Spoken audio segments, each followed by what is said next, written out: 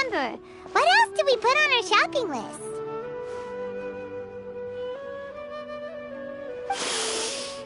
Oh, what a mouthful.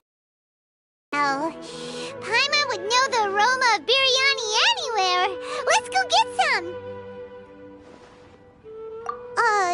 We can still add it to the list. Well, if it isn't the Traveler and Paimon. Wasn't expecting to see you here. Hello there. Oh, it's been quite a while. Huh. So you two are still hanging out together. Dehya, didn't you say last time that you were gonna head back to the desert? I said I was going to resign from being her bodyguard, not that our friendship was over. We're still the best of friends. The Holmayanis also still post jobs from time to time. Their pay is always generous, so me and the other mercs never pass them up. I told Dehya to just stay at our place when she took one of those jobs a few days ago. My parents were delighted. They even said that it always felt like we were missing someone whenever Dehya wasn't around. That sounds like something they would say, all right. They're always so welcoming. Anyway, the job is already taken care of, so I was going to head back to the brigade as soon as I finished a little shopping. But the master kept insisting, and I ended up staying for another day. You can stay for as many days as you want, Dehya. Father hasn't even gotten around to treating you to his best dishes yet.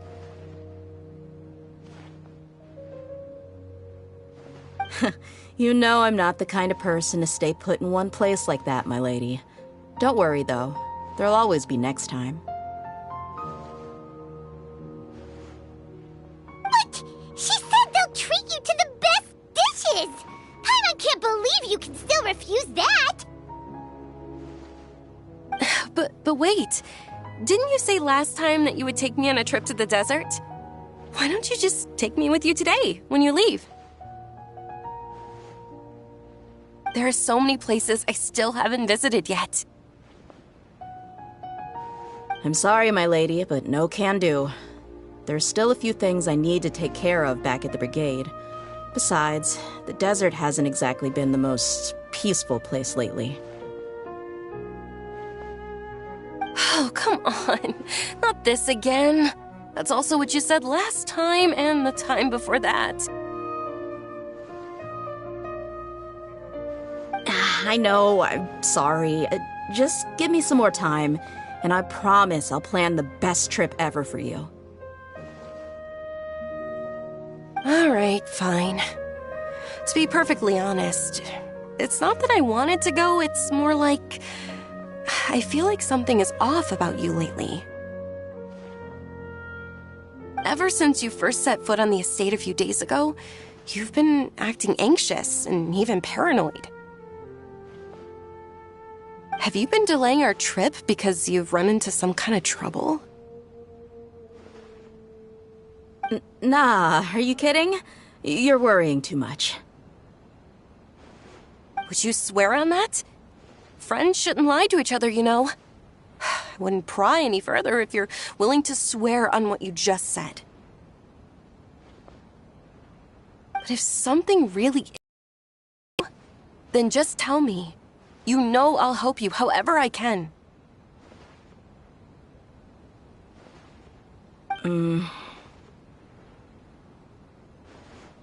Oh, looks like Dunyarzad was onto something. You're too perceptive, my lady. Seems I can't hide anything from you. I just thought that nothing good could come out of telling you about the messy happenings of mercenaries. Knowing too much only leads to more trouble. Mercenary life is a dog-eat-dog world where Mora reigns supreme. Everything operates on a completely different set of rules.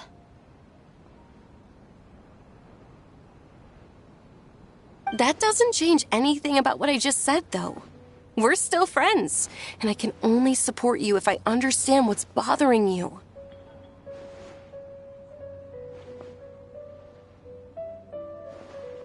My lady, you're not gonna stop until you drag it out of me, are ya? All right, I'll share what I know. Let's go somewhere else first. This isn't exactly the best place for a discussion.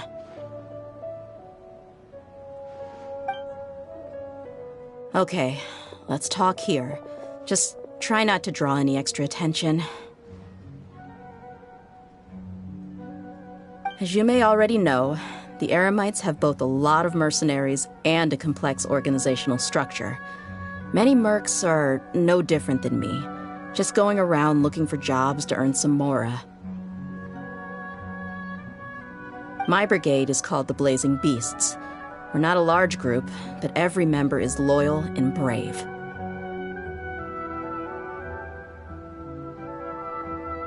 However, not all Eremite brigades are like mine.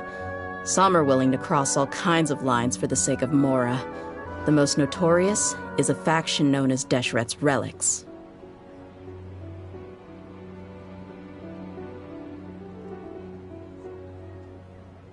Deshret's Relics? Judging from the name, they must really look up to... Yep, you got it. I've heard that you've already crossed paths with Ain al-Akmar. They're one of the groups under the Relic's banner.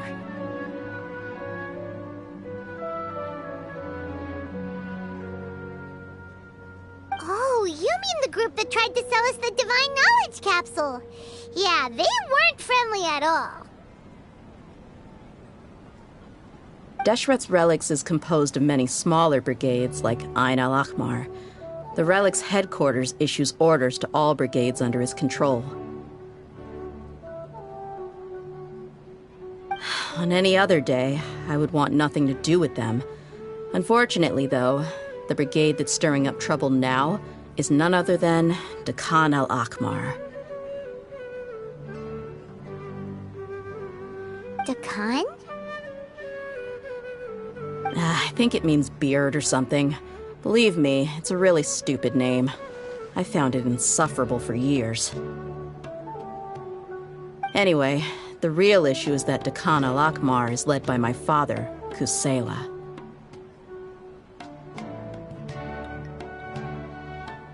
Say what now?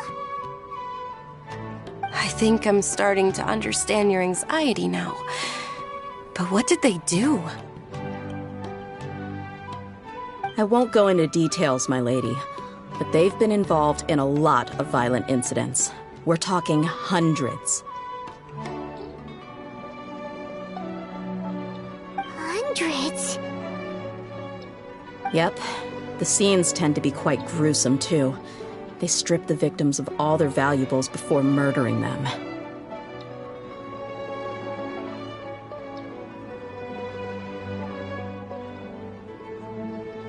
Not only have they targeted merchant caravans and ordinary citizens, but other mercenary brigades as well. That's beyond terrible. They won't even spare their own kind. I don't know how Deshret's Relic sees it. All I do know is that Dehya al-Akmar has become more and more aggressive over the last few years. If I don't do something about them, then even my brigade or the people of Aru village could become their next target.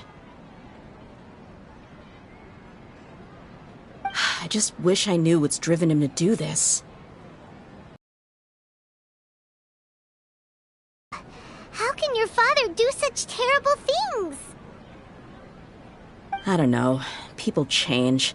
He's always been pretty pathetic. But at least in the past, there were still a few lines that he wouldn't cross.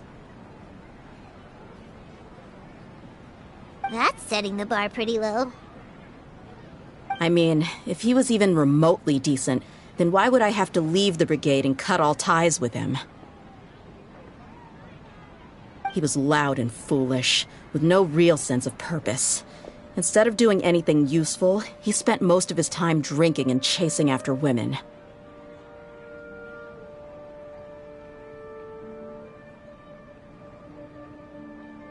Of course, the other brigade members were just like him. Their ruckus would go on night after night.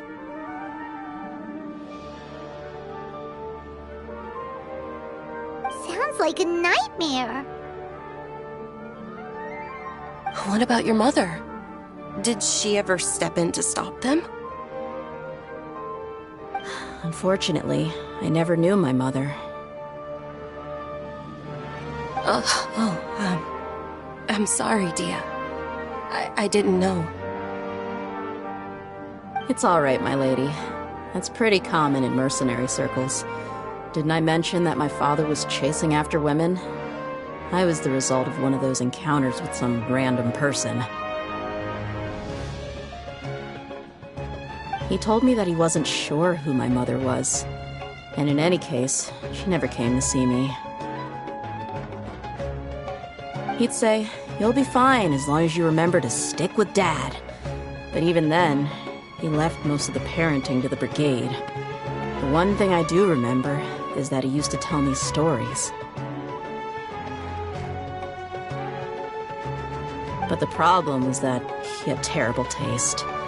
He only knew a few stories, and even those tended to be pretty stale.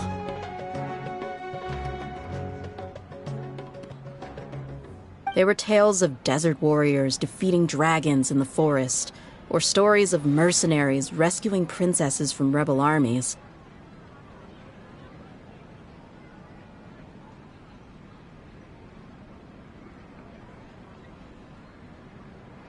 Sounds like your typical fairy tales. More or less, yeah. They were interesting maybe the first or second time around, but after about 20 repeats, they started to get a little dull. He seemed to think those stories were the best things ever, though. He was so into them that he'd call the whole brigade over and make them perform the whole thing as a play. Even the toys he shields and toy swords. It was only much later when I realized that the shows were more for him than they ever were for me.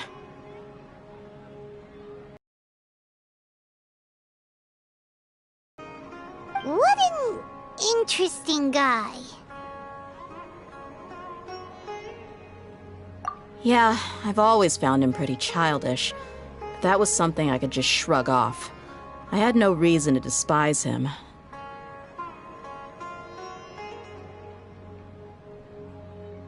Until I grew up and learned the true face of Deshret's relics for myself. Looting, blackmail, violence, and fraud. They not only accepted such heinous acts, they would even openly boast about them. No one in the brigade was any kind of hero. Instead, my father and his cronies were more like the bad guys that needed to be taken down.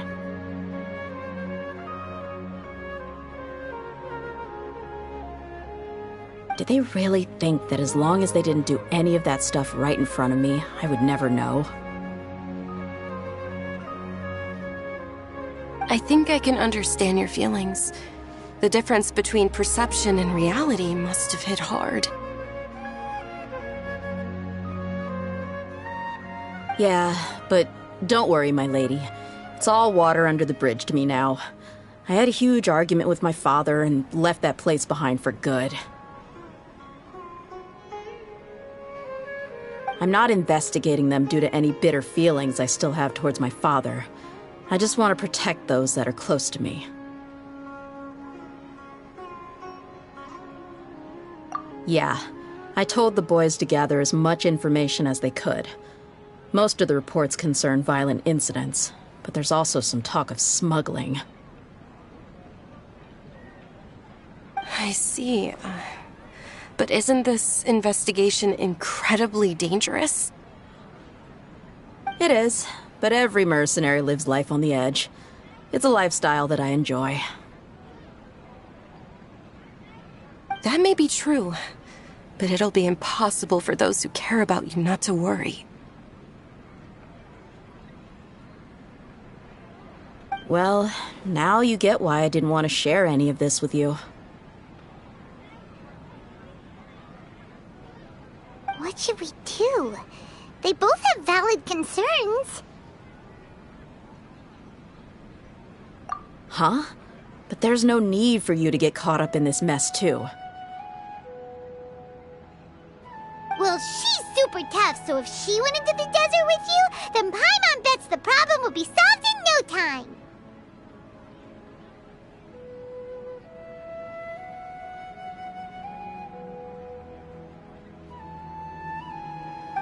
I'm inclined to agree. I'd feel a lot more at ease if you took her along to help.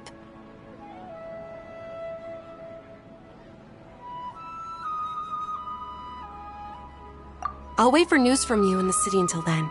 Please, stay safe. I'm honored that you care so much for me, my lady. All right, then let's get moving. Our first stop will be Caravan Rebot, where we can catch up a bit with my fellow mercs.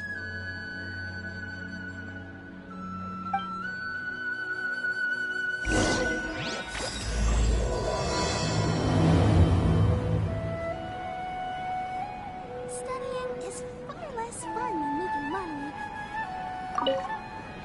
Please be careful. I'll stay in the city and wait for news from you. Just don't do anything reckless, all right?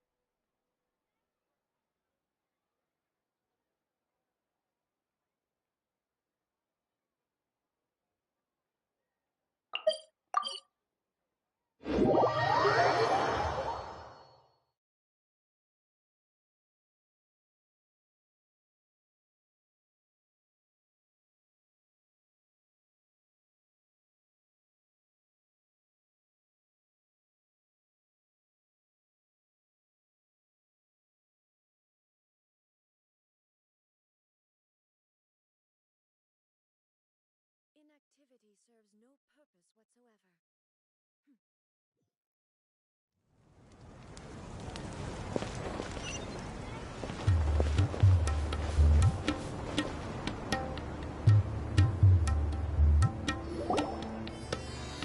Hey, Dehya, you're back. Are these two friends of yours?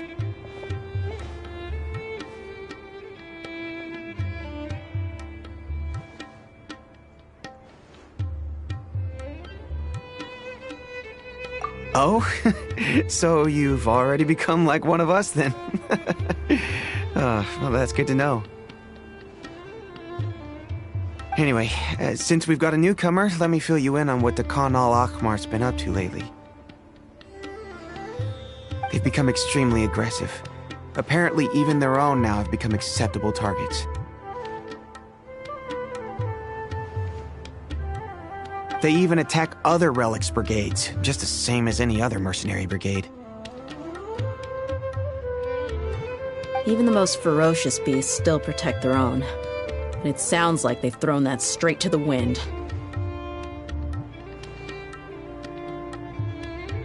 That's right.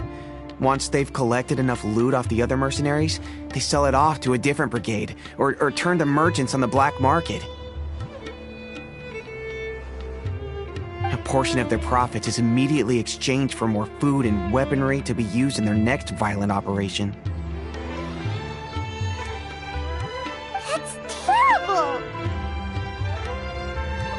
Yeah, and it really makes you wonder why they're so desperate for Mora. A few days ago, Isham and I trailed them for a while, and even disguised ourselves as merchants to conduct trade with them. We were able to learn a few things from the exchange.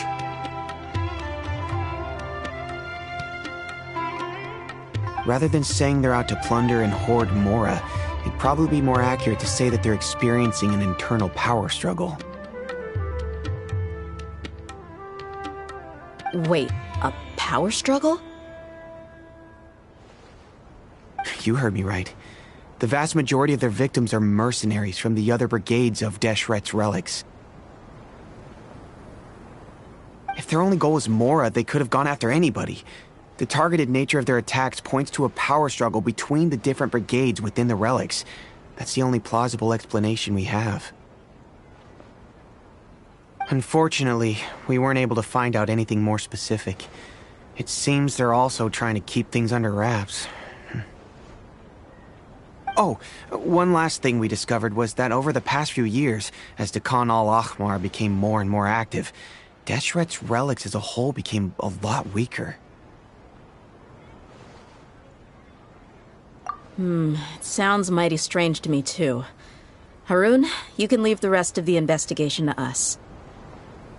Gotta say though, I didn't expect you to go on a whole undercover mission during the few days I was gone. Sounds like you were really putting your necks on the line, no? Nah, it was nothing.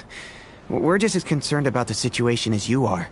The Khan al-Ahmar is your father's crew after all.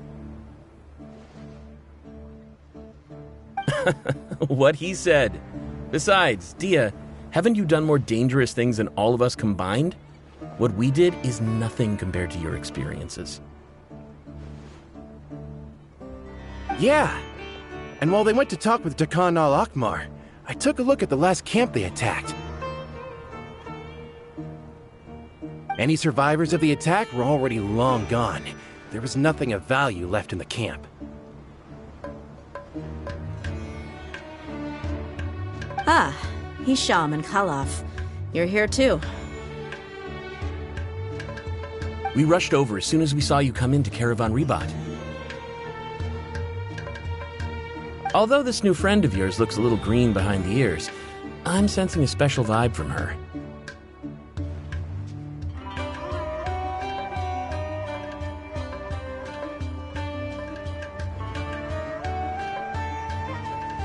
Now that we know you'll have a capable partner with you, we can also rest easy. Hey, what about Paimon? Feel anything special? Oh, you're also planning to tag along with them? Of course! Paimon is the traveler's most important guide. Wherever she goes, Paimon will follow. Oh, in that case, then you'd better take care of her too, Dehya. Don't underestimate Paimon!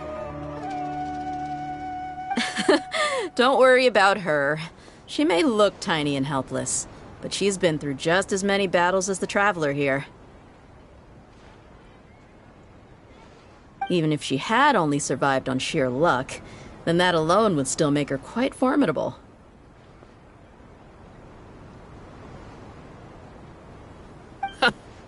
I had no idea. I guess I shouldn't judge by appearances.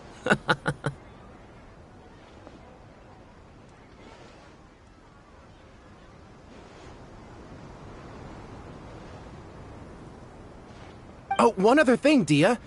When you're free, why don't you update the deputy about your upcoming schedule? We held another recruitment event a few days ago, but everyone only came to see the Flame Main. You weren't around at the time, so people were pretty disappointed to only find our crew of rough, unkempt guys.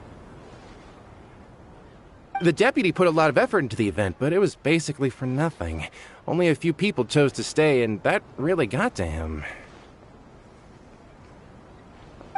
Sorry to hear that. I'll be sure to bring him some great liquor next time. I left in a hurry and I couldn't make it back in time for the event. Gotta admit, I can understand their disappointment, though. You're our brigade's main selling point, after all. Now, if only the deputy could figure out a way to bring a few more smoking hot members into our ranks. Keep dreaming. Remember the last time I invited a couple gals into the brigade? You all just froze up with your mouths gaping like a bunch of scarecrows.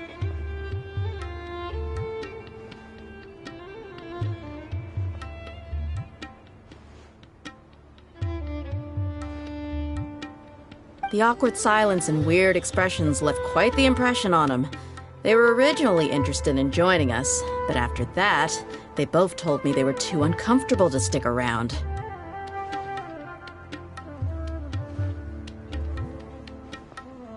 Hey, didn't we agree to never bring that up again? Huh? Wait, are you serious? Why have I never heard about this? I don't think you were part of the brigade yet. Are you kidding me? I missed a once-in-a-lifetime moment like that and you weren't even gonna tell me? All right. We can tell you about it later. Now's not the time. Hey, don't you try to change the subject. You and Hisham get your butts over here and tell me everything right now.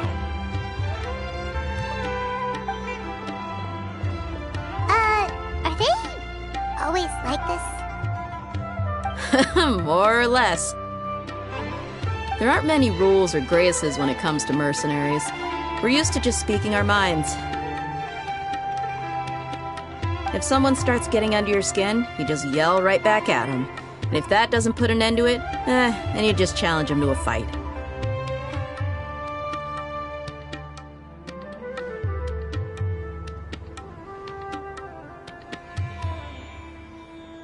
But we also don't tend to take many things too seriously. Being direct and getting it all out of your system as soon as things come up is better than keeping everything bottled up, never talking about it. That's also why I never spare their feelings when I talk to them. If I want to laugh, I'll laugh. If I'm angry, then I'll unload on them. It's hard to stop once you get used to it. Though, I can never do that when I'm with the Homayanis.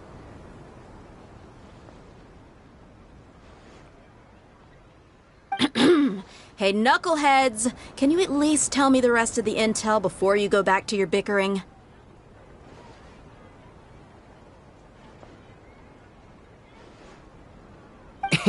Yeah, you hear her, Holloff? Told you we gotta focus on the investigation first. I drew up a map. Right here's the spot. There you'll find the merchant caravan responsible for getting rid of Dakan al-Akhmar's looted goods.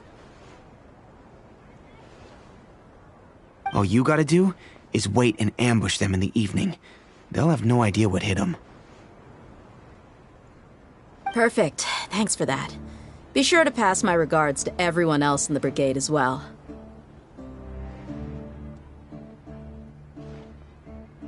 Will do. You stay safe, Dehya.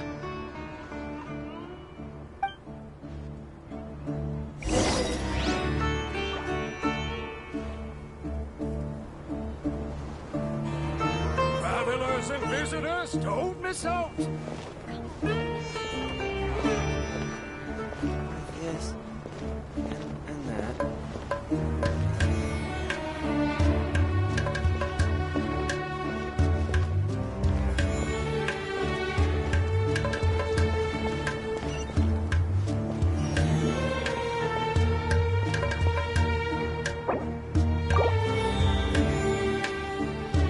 What should I say after I'm done with this bitch?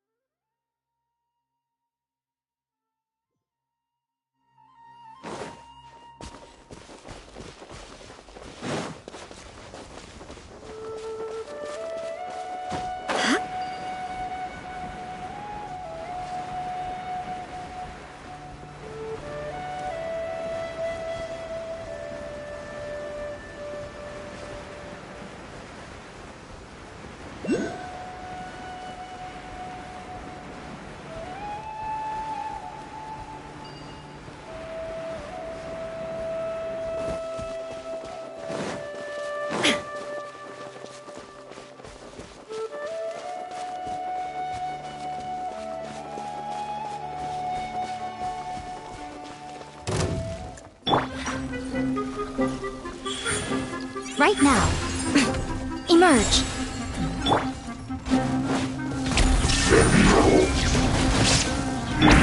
Unsightly insects!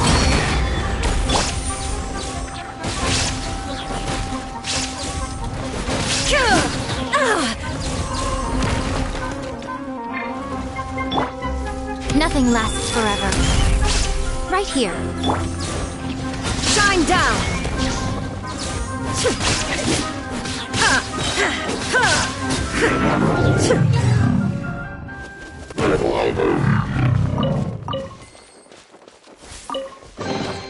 Take them.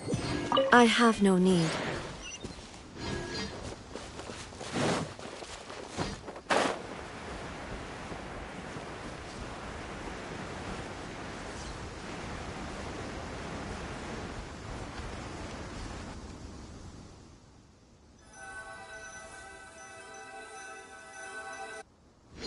This should be the place. Let's find a spot to hide and bide our time.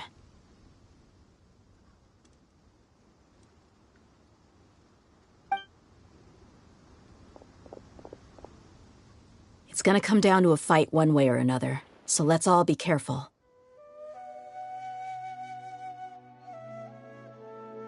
No need to worry. She knows her way around a fight.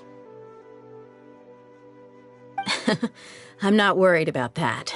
What I meant is that we probably shouldn't go too hard on the enemy. After all, we still need to get information out of them.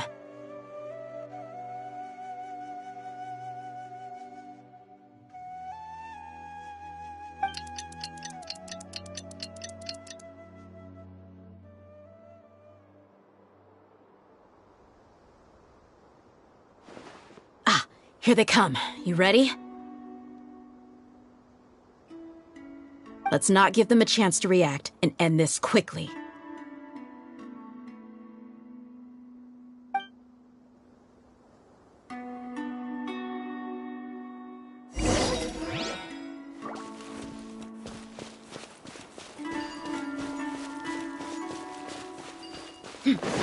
That's close enough!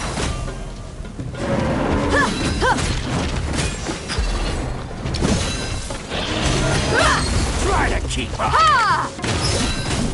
I'll be back. Where do you think you're going?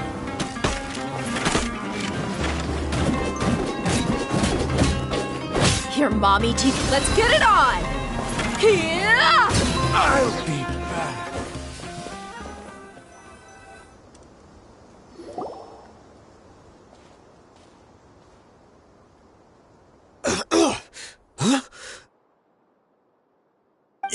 You're the Flame Mane.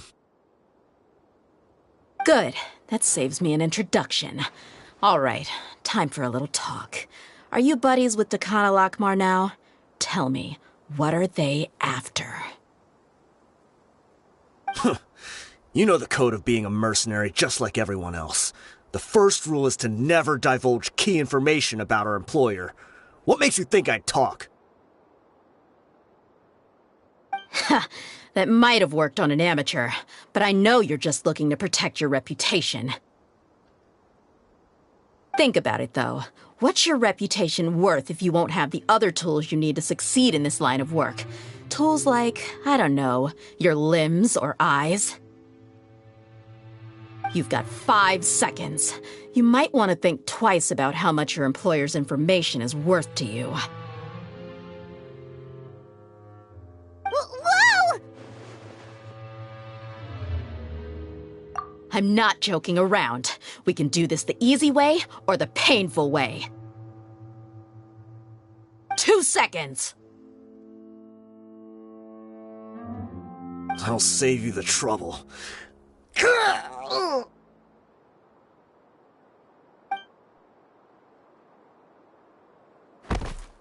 Huh? Are you crazy? He tried to bite off his own tongue. Quick, search the area for any first aid supplies.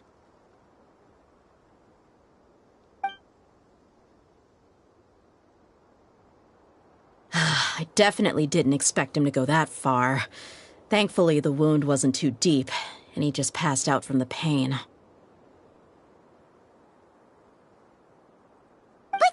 Why would he be so extreme? I just wanted to test his mettle. You can get a lot of mercenaries to talk just by threatening them. I didn't expect him to be willing to go through so much pain just to deny us some intel.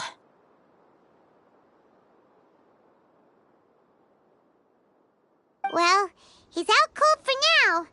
We could wait for him to wake up, but maybe it's not a good idea to interrogate him any further. What should we do? Yeah, don't worry about it. It'll be a waste of time to interrogate him again after that. He might just hurt himself again if we start asking.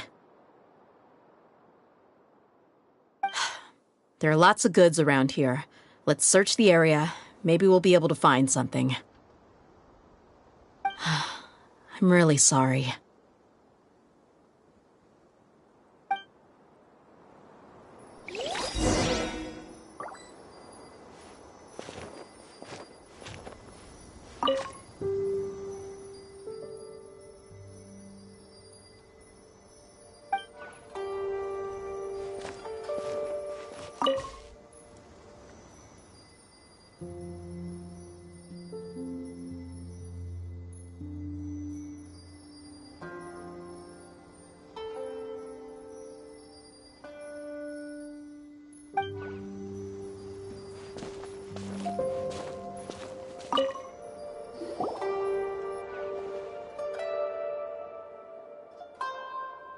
We found a piece of paper with a bunch of names on it.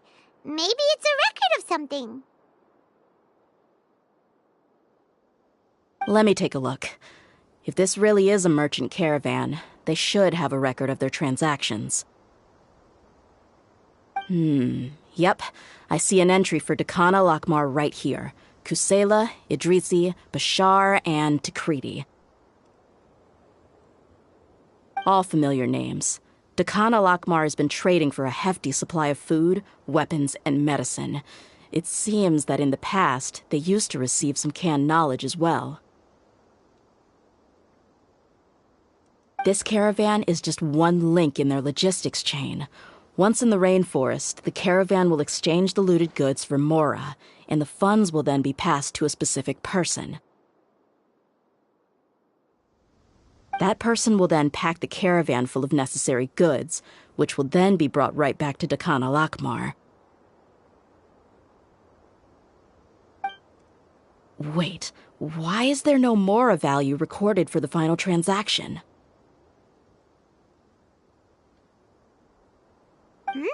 No value?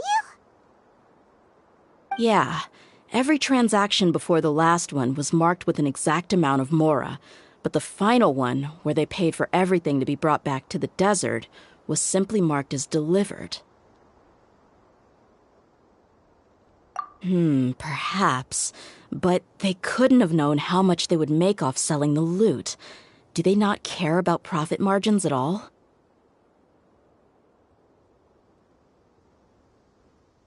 Anyway, the next part's the records of the goods themselves.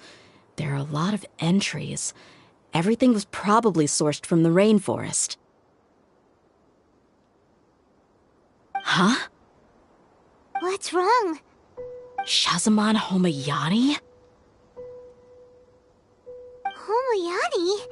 You mean Dunyarzad's family? Could it just be another family with the same last name? I'd be surprised to find someone with the exact same first and last name. Shahzaman Homayani is Dunyarzad's father, and the head of the Homayani family. Just what the heck is going on here? I'm sorry, you're right. I'll consider what we found and not jump to conclusions just yet. But what this piece of paper confirms is that the Homayani family has been providing goods to Dakana Lakmar.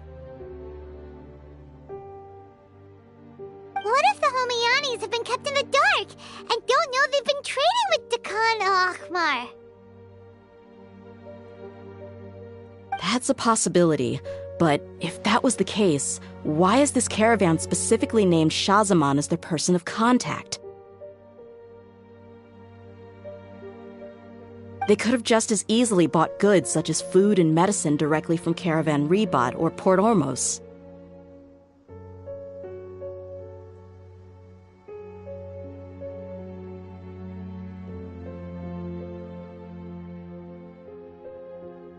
Yeah, funding violence and looting. The brigade gets the goods, and he is paid the proceeds from the sale of the loot.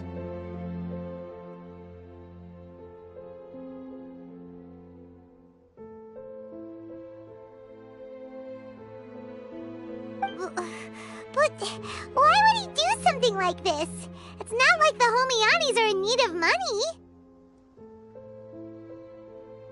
I honestly have no idea. I've been to their estate many times, and I've never noticed anything suspicious. The only potentially large expenditure I could think of would be the treatment costs for Dunyarzad's Elazar. Maybe they borrowed a lot of Mora in the past? But that's still just a speculation. I don't think the Master would stoop so low to make Mora.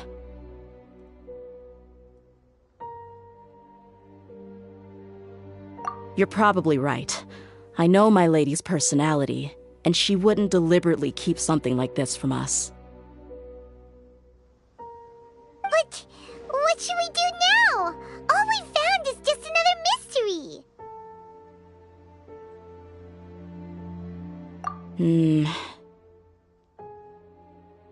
If you ask me, we already have no choice but to confront her about this. I'm not worried. It's too early to make a verdict yet. I still have faith in the Homianis.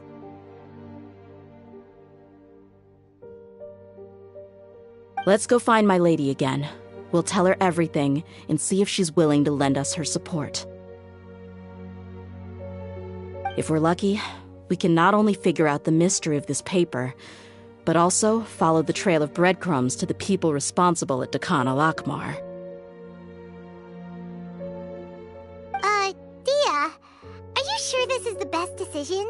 What if instead of getting the help we need, we just end up revealing everything we've discovered to the enemy? I've considered that possibility, but even still, I want to tell her what we found. I think I owe her that much. True friendship is built on trust. She showed genuine concern for me when we first brought up the topic.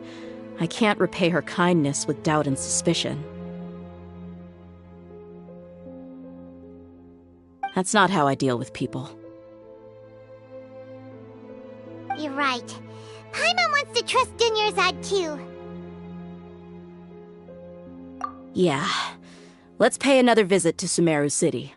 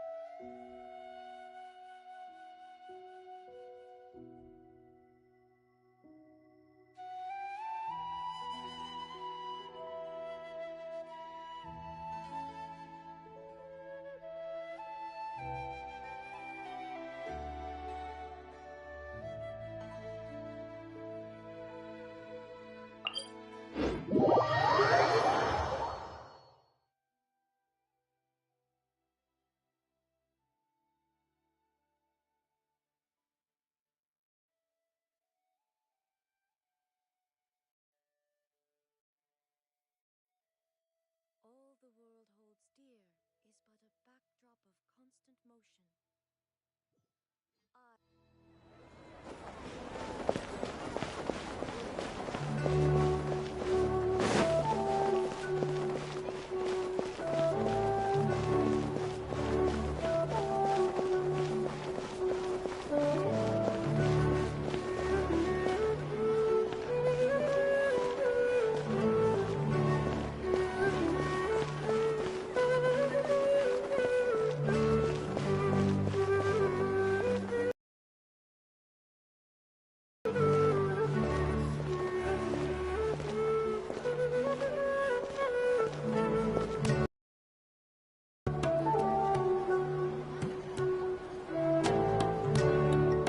we're back, my lady.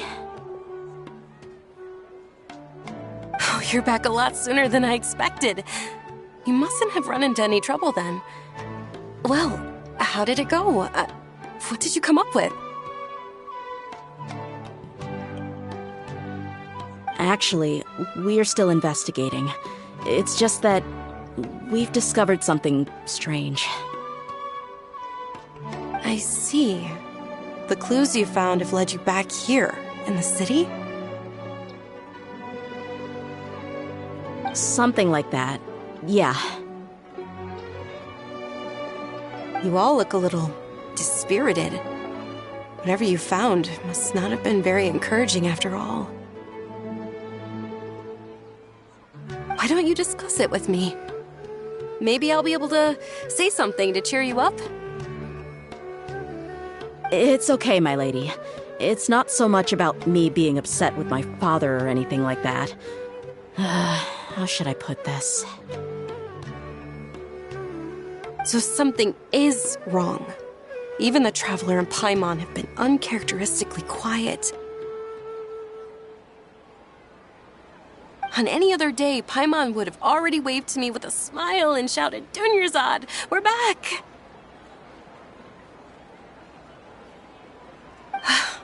So tell me, what happened? Well?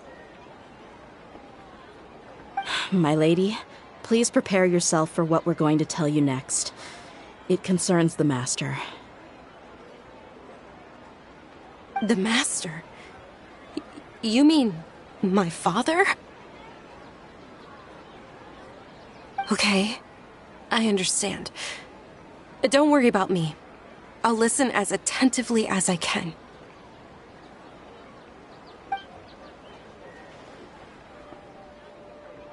My father has been supplying goods to Dakan al-Akmar? Yeah, it makes as little sense to us as it does to you. I've never doubted the Master's integrity, so I'm having a real hard time rationalizing how he could ever support an infamous brigade like them.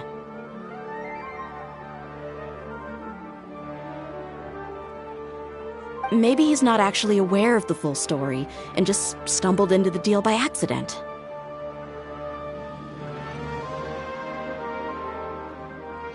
I can't help but agree with the Traveler. Huh? You mean you feel the same way, Dunyarzad? Thank you for sharing all this information with me. Since you've told me everything you know, I should also tell you about some doubts that I've been harboring for quite a while. In the past, I thought that my father hired a bodyguard for me so that I wouldn't run away and get lost.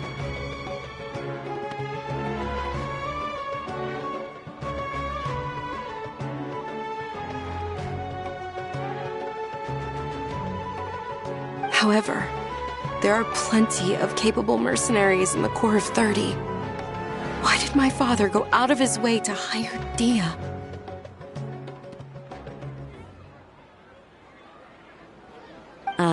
About that. Well, the Homayanis really needed bodyguards, so they reached out to the Blazing Beasts.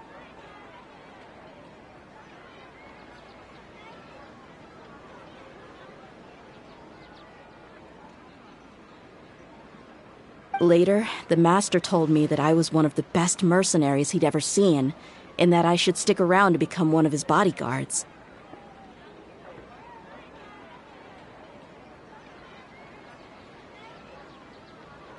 He offered me a pile of mora, so I just signed on. Well, but that didn't really answer my question. Just think about it. Why did my father specifically reach out to the Blazing Beasts? Maybe the Corps of 30 just didn't have anyone available, or maybe someone recommended us. I've never given it too much thought.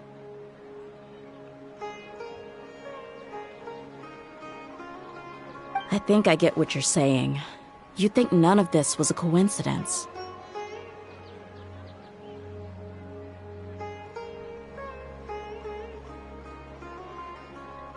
Precisely. At first glance, nothing seems strange or out of place. But there are many parts of the story that don't actually make any sense.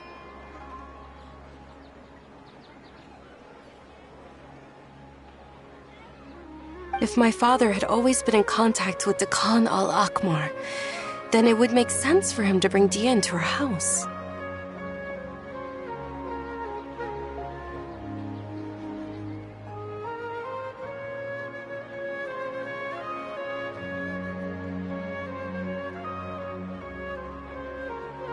You mean the goal all along was to get Dehya to be your bodyguard? No, that's too much of a stretch. I cut all ties with my father a long time ago. He has no control over my life anymore. But that still doesn't rule out the possibility that your father has still been trying to influence your life without you knowing.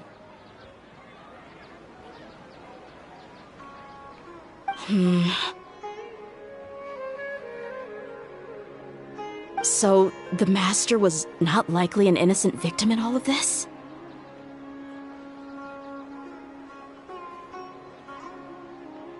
Sorry we put all of this on you so suddenly, Dunyarzad. It's okay, Paimon. I should actually be thanking you. Regardless of his reasons, if my father has truly been funding a violent group of mercenaries, then it's my duty to bring him back to reason. But is that really the right thing to do? My father has committed many atrocities and deserves all the punishment that he has coming to him. I have zero sympathy for him. You may call me an ungrateful child, but my feelings will remain the same. However, the Homayani family has treated me with nothing but generosity and kindness. If we decide to investigate this further, we could end up implicating the entire Homayani family. I would be biting the hand that's fed me over all these years.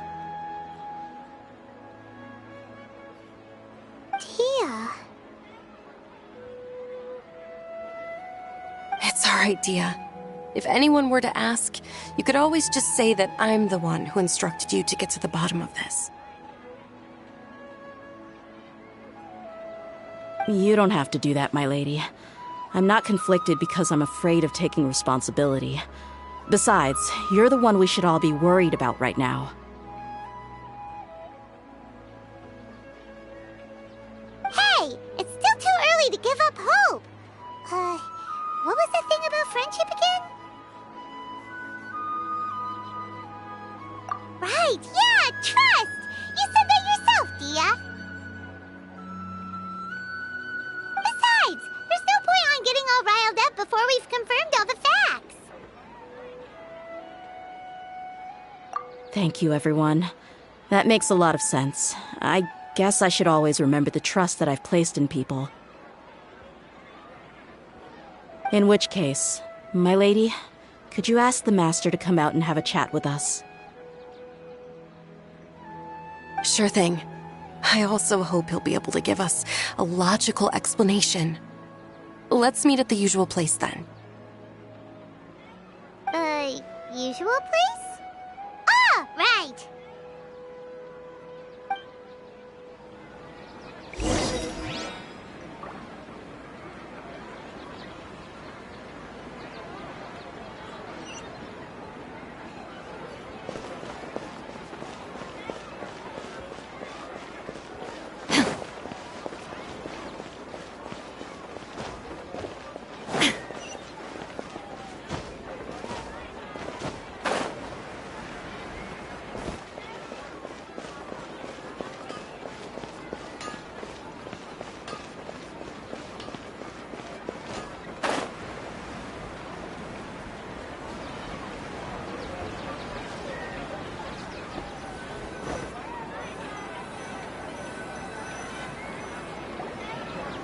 Thank you for coming, sir. Please allow me to introduce these two. This is the Traveler, and next to her is her travel companion, Paimon. Ah, yes, my daughter has mentioned them from time to time. It's a privilege to finally meet them in person. But we may skip all the pleasantries for now. What is the important matter you wish to discuss with me today? Well, we wanted to bring this transaction record to your attention. There's something on this record that we're all pretty curious about.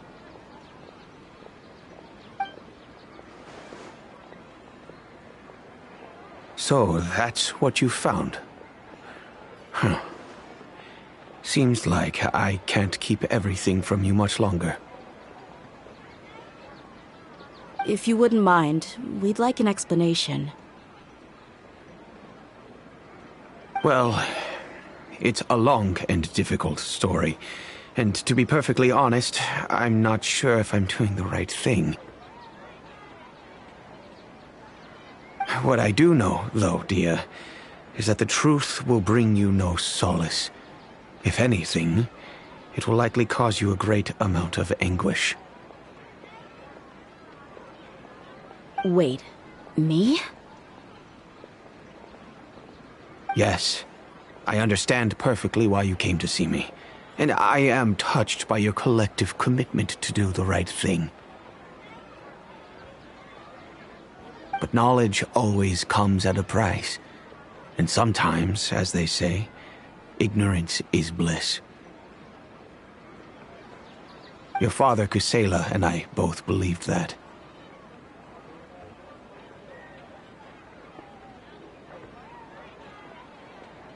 Of course, you have the right to seek and learn the truth, but I must warn you. The facts of this matter may reduce everything you've built for yourself into sand, blowing in the wind.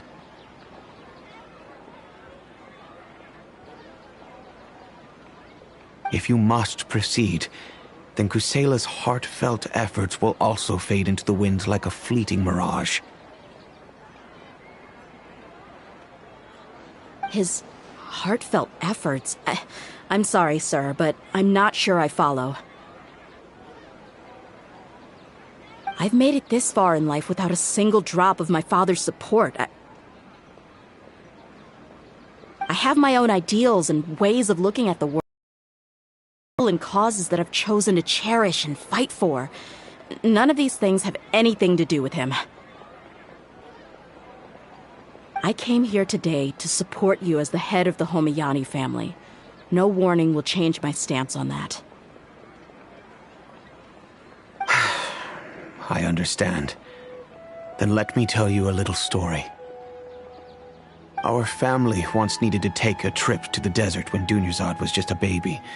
Along the way, we were attacked by bandits.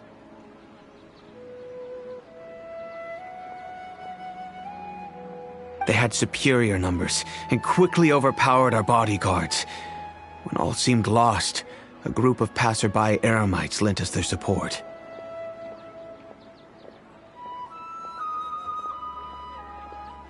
Those Eremites were Kusela's brigade, Dekhan al-Ahmar. Kusela's men told me that the attackers were Eremite mercenaries, just like themselves. I was shocked. Why would Dekhan al-Ahmar go so far to save us and not spare the fellow Eremites? Kusela was grinning and walked over to play with baby Dunyazad. She was startled by his unfamiliar face and nearly started crying.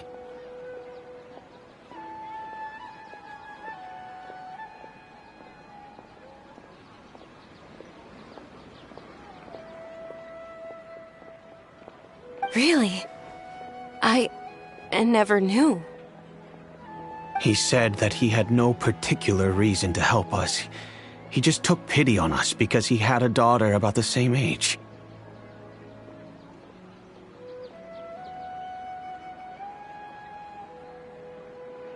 We started talking about our children, and I sensed that he was a devoted father.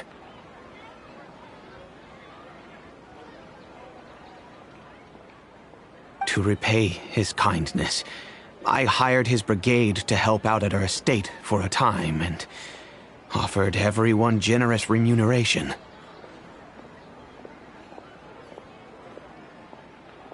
So, that's what happened.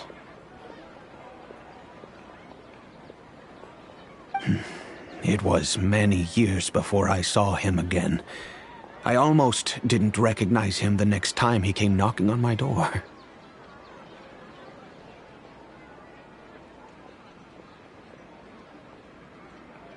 The man I knew to be strong and healthy had been reduced to a shell of himself. He couldn't even walk anymore without his cane. So, what happened to him? He was perfectly fine when I left the brigade. I'm not too sure myself. The only thing that didn't change was his cheery disposition. He said there was absolutely nothing to worry about, and that he had gotten into a fight. That was all.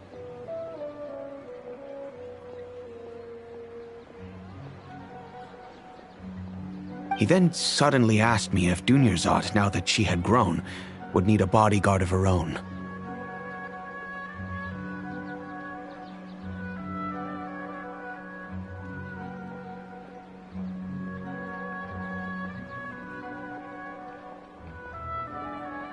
At the time, Dunyarzad was going through a particularly severe bout of her Elazar. There was no need for her to have a bodyguard when she could barely leave the house. But he kept coming back to the topic. Come on, it never hurts to be safe. How do you know a bodyguard won't come in handy one day? I was completely lost at first, until he recommended the Blazing Beasts, and in particular, a mercenary named Dehya.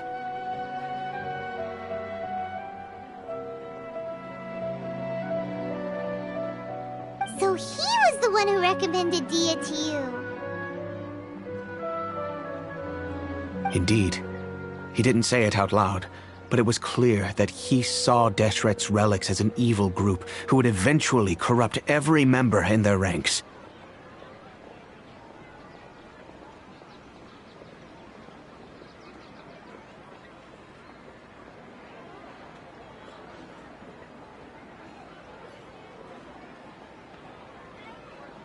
He was already beyond redemption, but he hoped that he would be able to detach his daughter from the vicious world of mercenary life.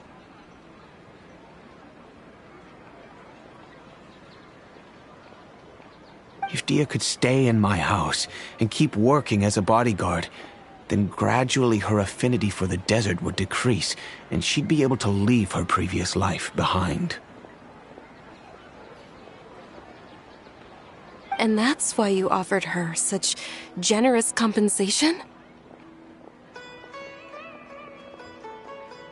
Yes, but not just because of that.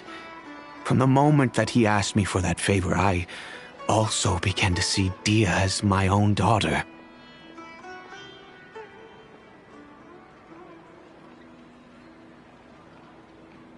And that's also why I tried to persuade you to stay when you asked for permission to leave.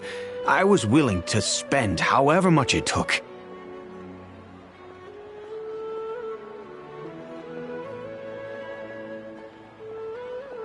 Kusela saved my daughter and I all those years ago in the desert.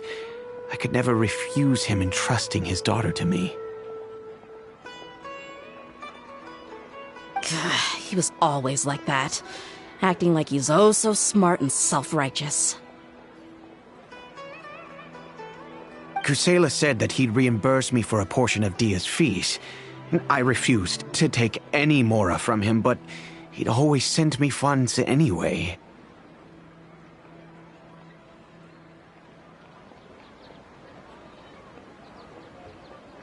Eventually, I just accepted them as a token of his gratitude. And that went on for a while until I received another letter from him a few years ago. The letter contained a request to help him buy food, weapons, medicine, and even explosive materials. Wait! Isn't that around the time that Dekhan al-Ahmar started becoming more aggressive? That's right. When I started to hear some nasty rumors, I became wary. I wanted to meet him face to face to discuss things. But by then, he was no longer receptive to my requests to talk. If I had to guess, it's probably because he doesn't want to put Dehya at risk. That thought occurred to me as well. I figured that he probably came to me for help because he had nobody else to turn to. After some deliberation, I decided to send him some food and medicine. I turned down all his requests for explosives and weaponry. I am aware that even such a reduced gesture of support could lead to others coming to harm, but I could not simply reject his plea for help. In the end, it probably was the wrong decision. I plugged my ears to the rumors and just chose a solution that made me feel least guilty about myself. If you can, please tell me where he is now. None of the things he's doing right now make any sense if he's just trying to keep me from getting tangled up in his world. If all he wants to do is steer clear of me, then maybe he shouldn't have brought me into this world in the first place. Oh no. Dehya, please don't feel that way. I'm just angry because I can't wrap my head around any of his actions.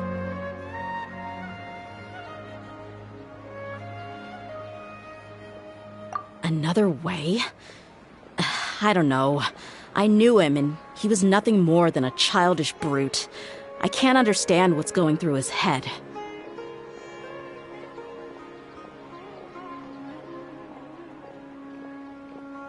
But I guess you do have a point. We haven't uncovered the whole truth yet. We still need to figure out his exact actions and reasoning for these last few years. I'll do my best to help. Of course, anything between the two of you would need to be resolved between you and him alone. I don't know Kusela's exact whereabouts. Outside of supplying his brigade with some goods, I tried my best to avoid getting involved any further with him. However, there's a man on the list named Jawed. He used to be a mercenary in the desert and is now a member of the Corps of 30. He's responsible for supplying weapons and liaising with the Dekhan al-Ahmar's merchant caravan. I think he should know Kusela's whereabouts.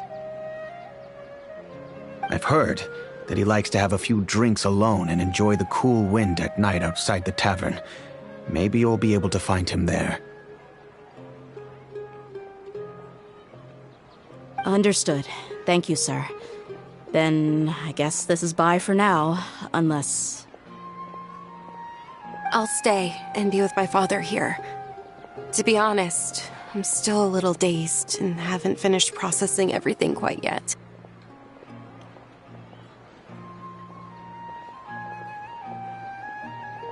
My father has indeed done something wrong, but if I think about it, I'm also not sure if there was a right way to handle this problem. I feel like our only course of action is to turn everything we know over to the Corps of 30 and let them render judgment.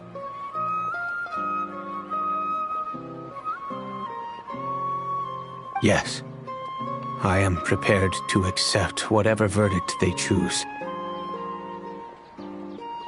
It's time to face my mistakes.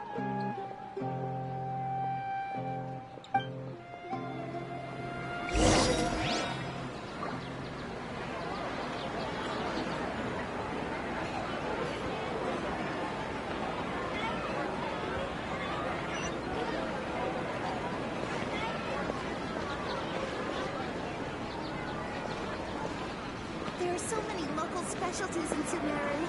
I want to buy more. Welcome. I hope you'll have a wonderful day.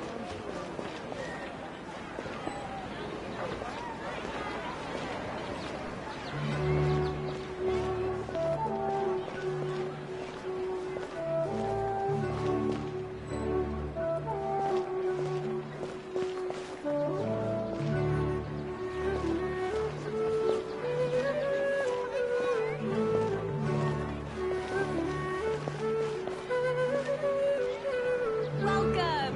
I hope you'll have a wonderful day.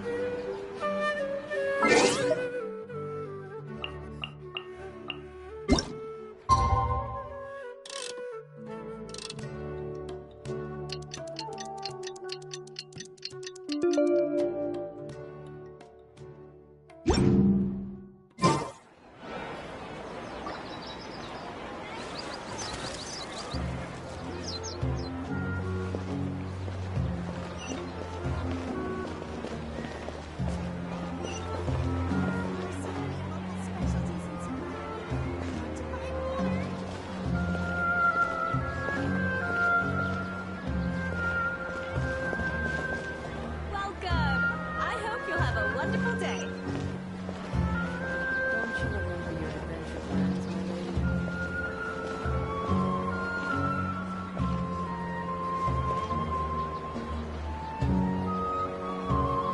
There are so many local specialties in Sumeru. I want to buy more.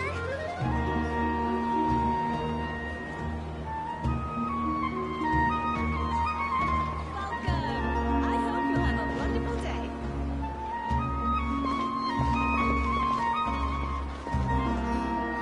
Don't you remember?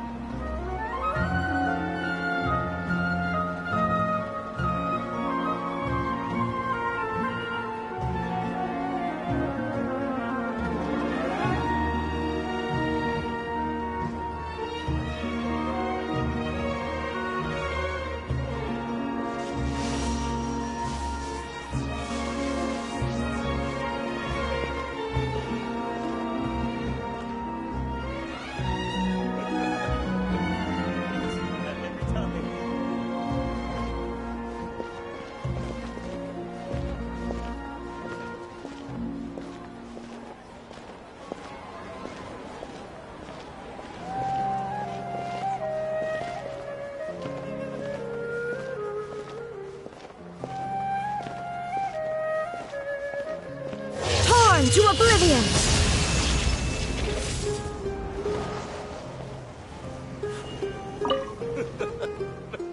Makes me laugh every time.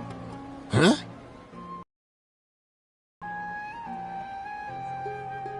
I know what you've been up to. Smuggling weapons to violent brigades in the desert while working for the Corps?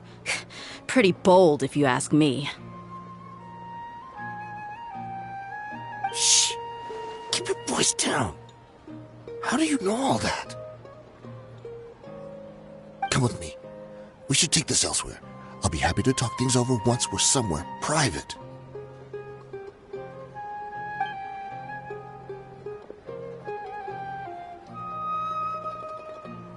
This place should do. All right, back to my question. How did you all know about me? Don't worry about that for now. You know what kind of punishment you'll face once we report you to the Corps, I assume. Wait, there's no need to jump the gun. Let's talk this out. What are your terms? So what's in it for you anyway, Mora? Well, I was a little tight on money at the time, and Kusela took good care of me in the past.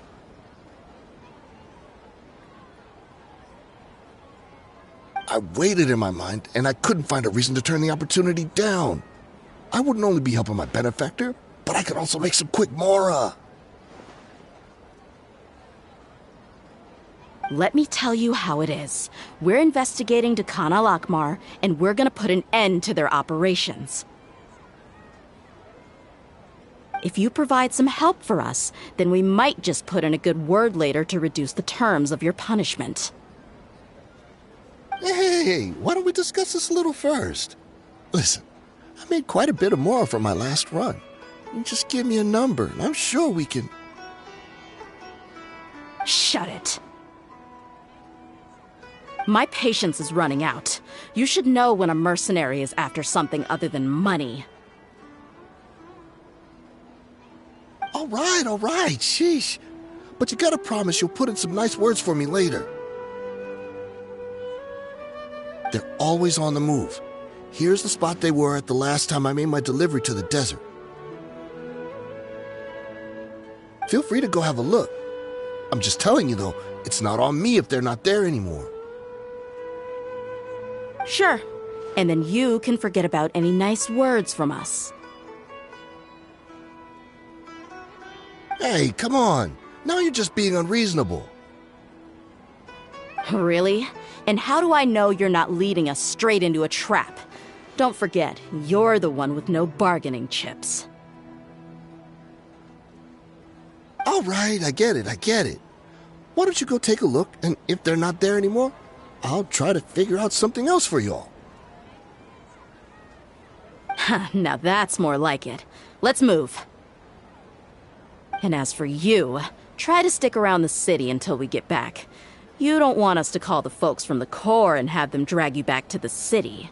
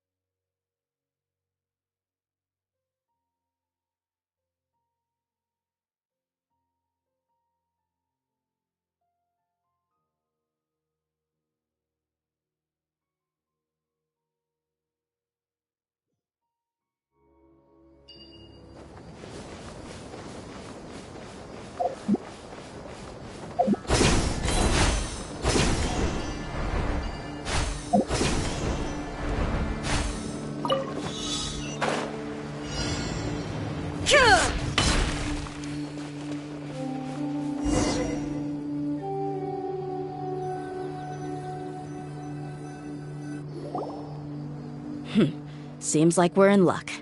That should be their camp right up ahead. Let's go. We'll finally get to the bottom of this ourselves.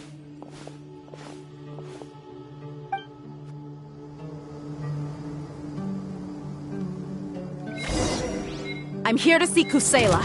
Tell him to get out here. Dehya, why are you here?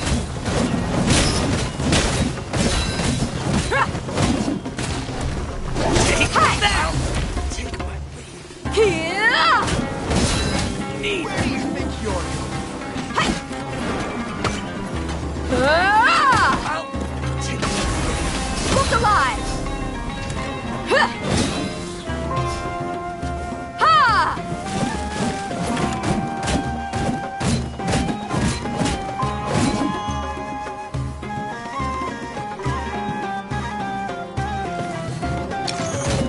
Haven't you all done enough?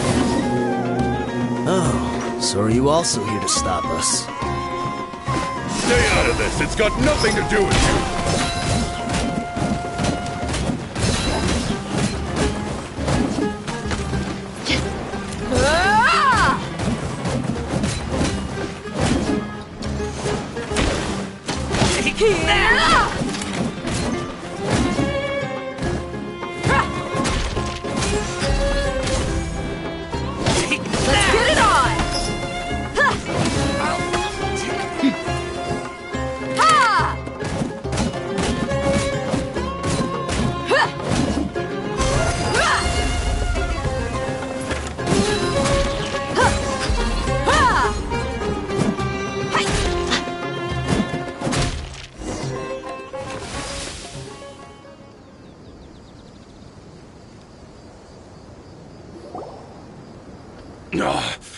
She's so strong.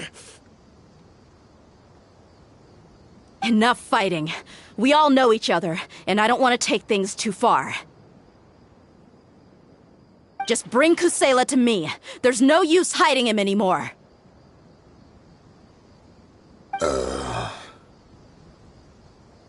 Did you understand a single word I just said? Or do I need to bash your skull in some more? All right, everyone, let's all just calm down for a second. Dehya, the boss can't come out and see you anymore. He died a long time ago. What? Seems like you've been out of the loop for a while. Guess that's for the best, though. At least, that's what the old man wanted.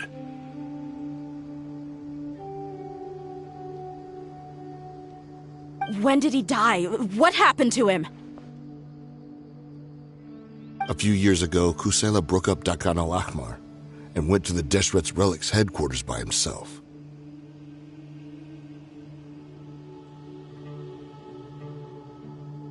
So is that when you guys started acting up? We would prefer to call it taking revenge. Every last person in Deshret's Relics must pay in blood for what they did. Let me start from the beginning. Dehya, do you know how the head of the Relics maintained order internally?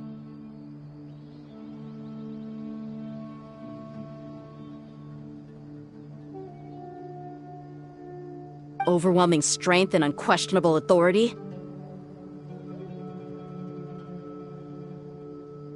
Those were a part of it, yes. But just those on their own weren't enough. They had another tool at their disposal. They called it a person's record. Regardless of whether they joined by their own will or were coerced, every person in Deshret's Relics were forced to leave a record of themselves at headquarters. Whether it be their deepest sin, some unforgivable act, or their most immoral exploit, the record served both as a symbol of loyalty and the perfect material for blackmail. That's precisely it. Every one of us have a record. Me, Bashar, Tikriti, and all the boys who grew up with Dehya and ended up joining our ranks. But you, Dehya, you were never asked to provide a record, were you? I never even knew this was a requirement. You were probably the only person in all of Deshret's Relics who didn't know about it. Ever since you were born, Boss had been trying to shield you from this organization's sinister rules.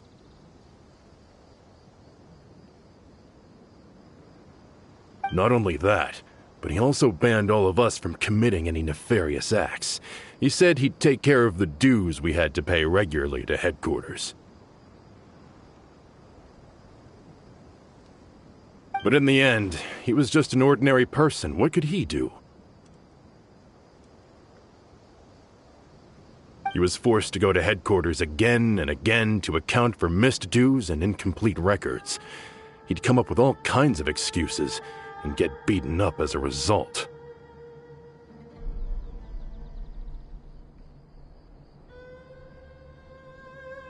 We all knew he was doing that for you. He wanted to get you out of this world, no matter what it took. And that's why he became a shell of himself and couldn't walk without a cane. Wait, but that doesn't make any sense. I didn't know about any of this, and I'd never seen him get injured or beaten. Because you were too young at the time. How would you ever tell between wounds from a beating and wounds from battle?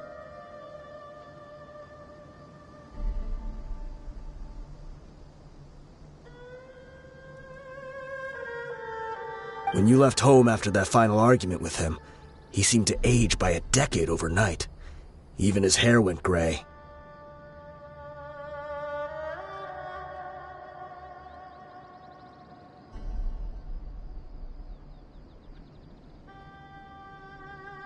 So, even the blazing beasts were... Yep. It was all his doing. Had he not arranged them to come to you, you probably would have been reduced to a pulp before you ever left the desert.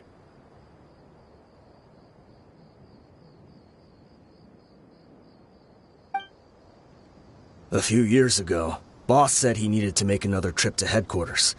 He was already pretty weak then, and we all assumed he was going to get beaten again.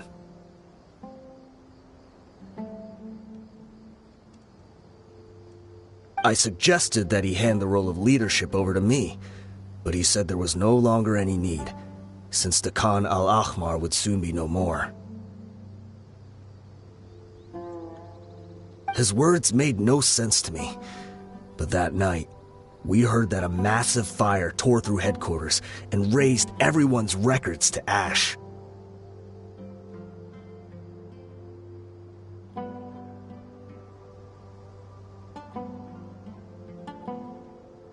Everyone gained their freedom that night. Many members fled, not just from our ranks, but from the other brigades as well.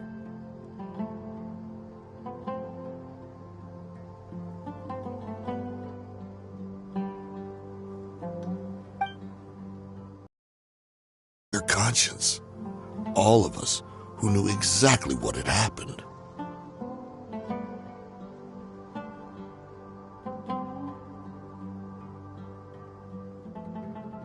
The boss can't have just died for nothing. Those heartless jerks at headquarters took him from us. From that point on, the sole purpose of the Khan al-Ahmar became revenge. The big fire that Boss started was quite a blow to headquarters' strength. It's given us the opportunity to launch our attack. Even though we're outnumbered, we vowed to see our revenge through to the very end. There were people from headquarters who changed their names and went into hiding. Some fled to other brigades, and others escaped to the rainforest.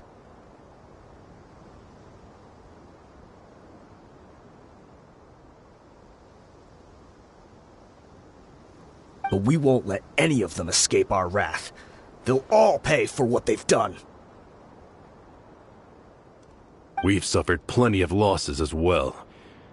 To keep going, we need an enormous amount of supplies, from food and medicine to weaponry and explosives. All we can do is exchange our loot from Mora, and then use that to get supplies. We forged Boss's handwriting and sent out many letters to his former friends. Thankfully, many people were willing to come to our aid. We were also able to attract many mercenaries who shared our goal. We've endured unspeakable pain to win many impossible battles. Deshret's relics have become weaker and weaker, and now we finally have an opportunity to directly strike their headquarters. Paimon doesn't know what to say anymore. We do know right from wrong, but we were sinners from the very beginning. We do not deserve the freedom that the boss won for us with his life.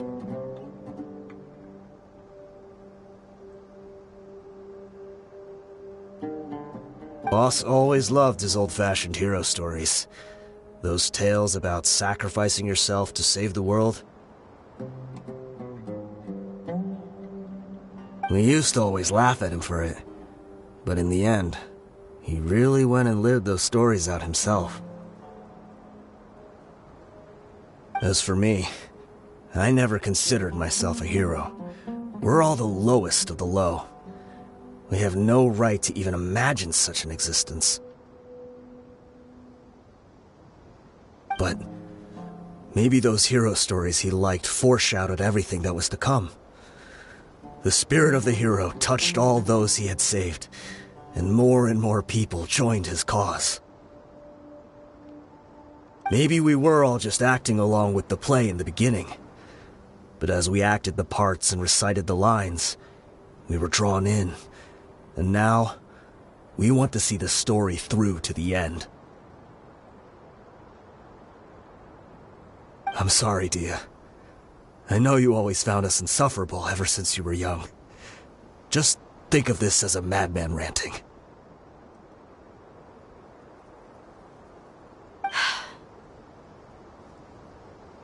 I'll go with you.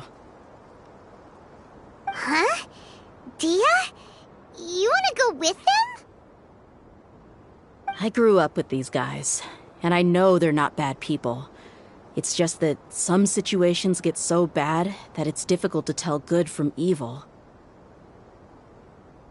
All I know is that Deshret's relics must be destroyed. Furthermore, I want to go see the place for myself. I want to know if my father is still there. I know you don't want to get involved in this, so there's no need for you to tag along. I can do this on my own. Yeah, Paimon feels like we'd only regret it if we don't see this through to the end. Thank you. We'll be a lot stronger together with you.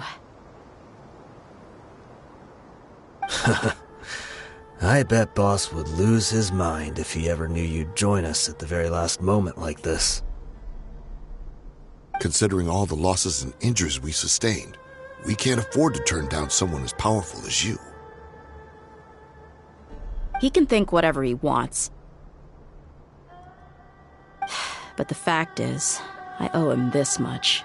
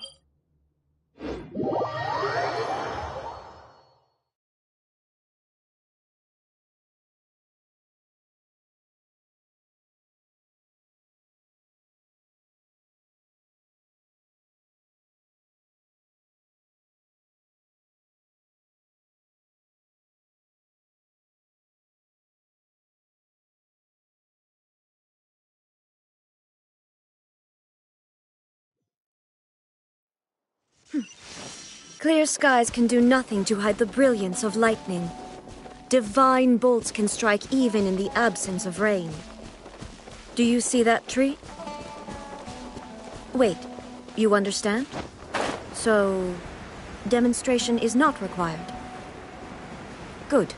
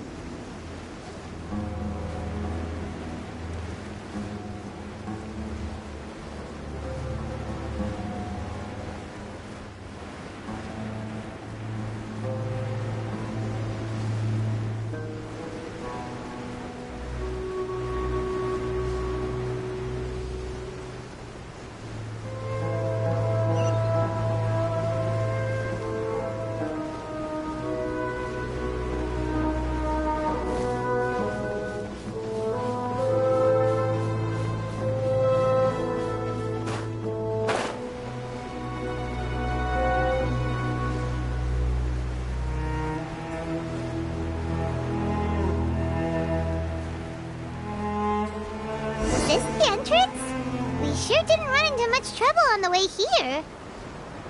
Should be. I don't think they have enough manpower left to post guards and defend their perimeters.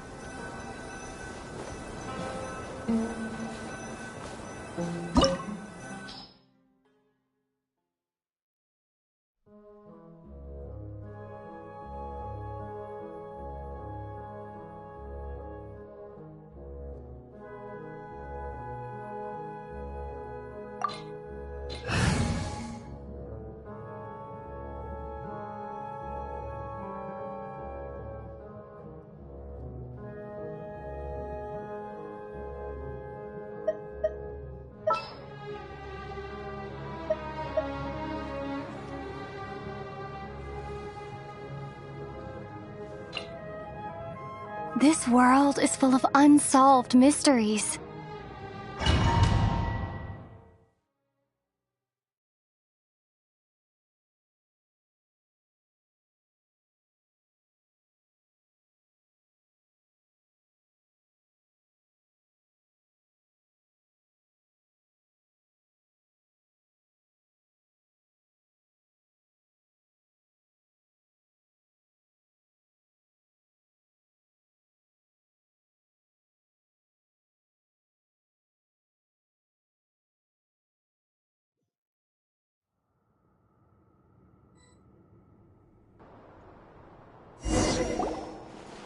Wow.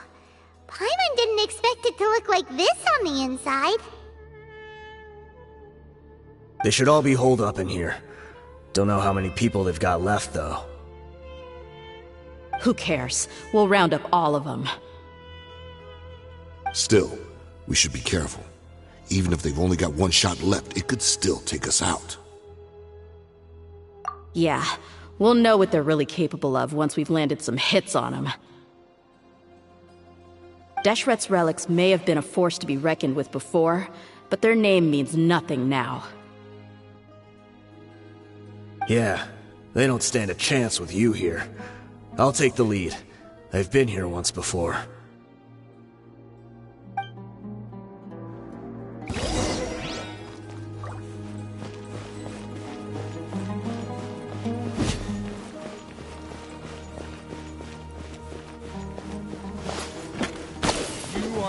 Welcome here.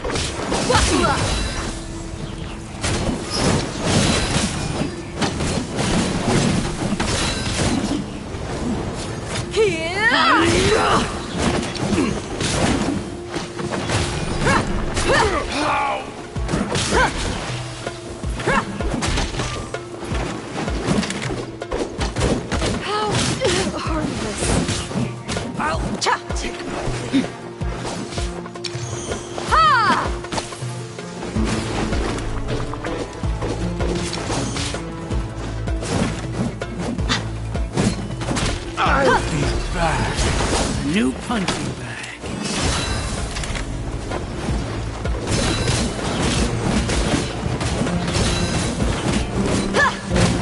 Take that! Take that! I'll take my leave.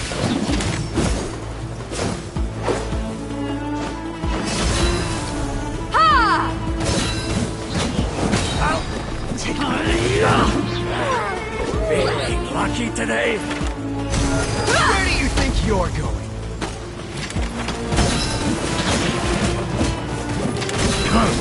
You want this one? Try to keep up.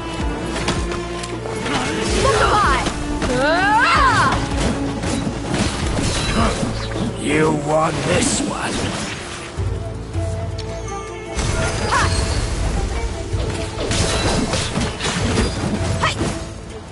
You're dead meat!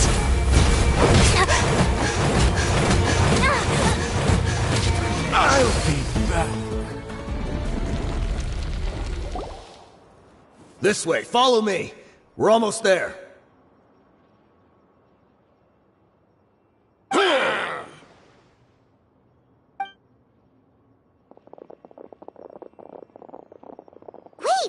They went charging ahead without checking for any traps! Hey, you guys okay?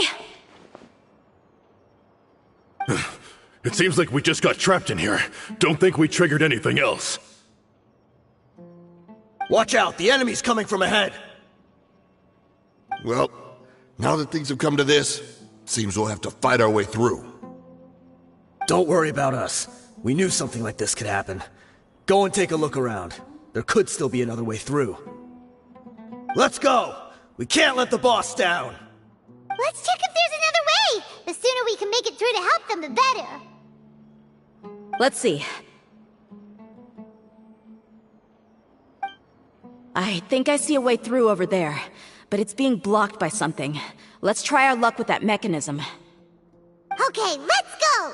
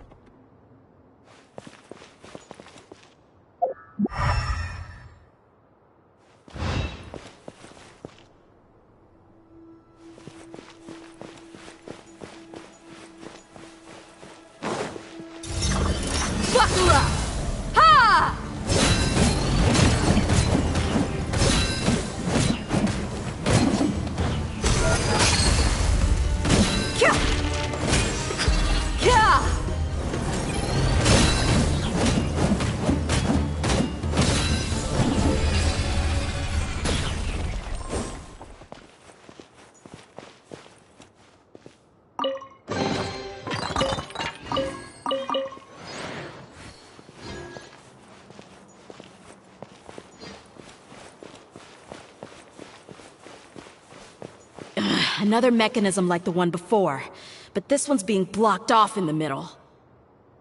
We just need to adjust it a little.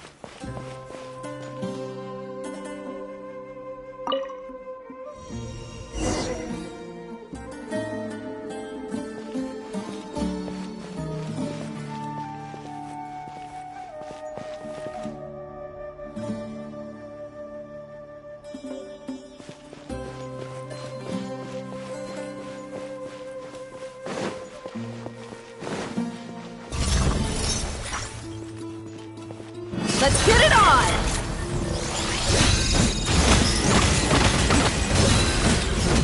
Huh. Huh. Cha. Ha. Here. Buckle up! Ah!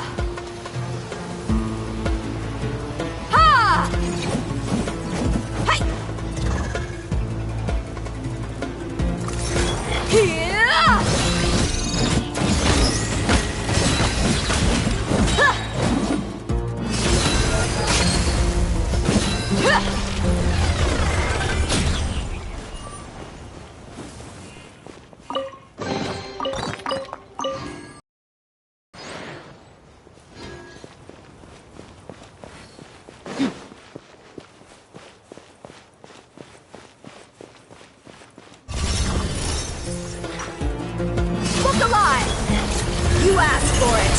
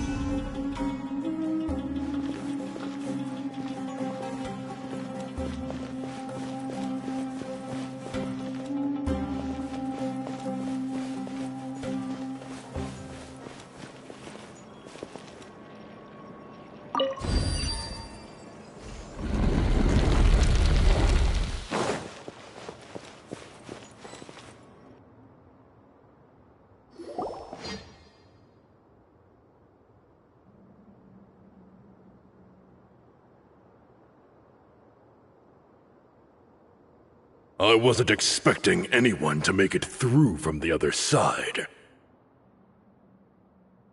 But as a desert dweller, I suppose we should be used to our folks defying all expectations. Don't waste your breath. You have nowhere to run. Run? Had I wanted to run, I would have fled 1,000 times already. I witnessed the golden age of Deshret's relics. Even if I could leave this place behind, all that awaits me now are endless days of humiliation and ruin. Even now, my brothers and I still believe in one thing. The greatest should never live to remember their fall. So you want to go out in a blaze of glory? Let us draw our weapons! We will show them the true power King Deshret bestowed upon his followers. They are but two, while we hold within ourselves the entirety of the relic's glory! Wave 1, charge! Eliminate them!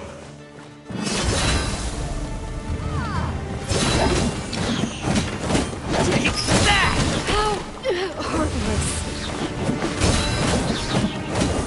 I'll take my leave. Take that! Let's get it on! I'll be back. Take that! I'll take my leave.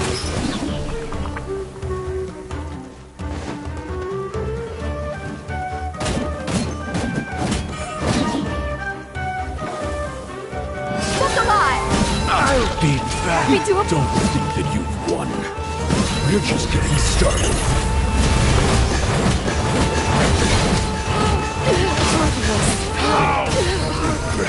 Will you? King Deshret will not abandon any one of his followers.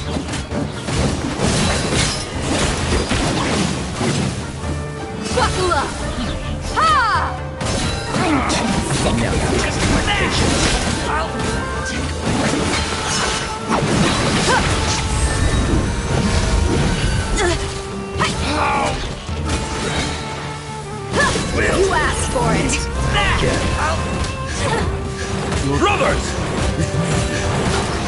where we'll prove our faith.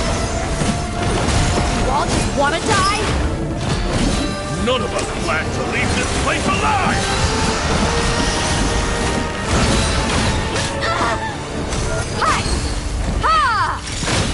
Goodbye. But we'll meet again.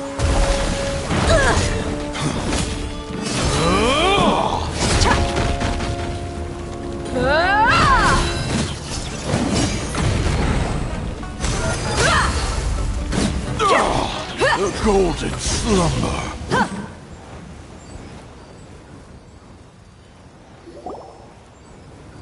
The commander has finally fallen. But they're still coming at us! This place is like a gladiator's ring. They just keep coming no matter how many we beat! Yes, keep fighting! There's no need to fear, and no need to back down! This is our last stand! When the next wave comes, try to draw away their attacks. I'm going to see if I can take out that high platform.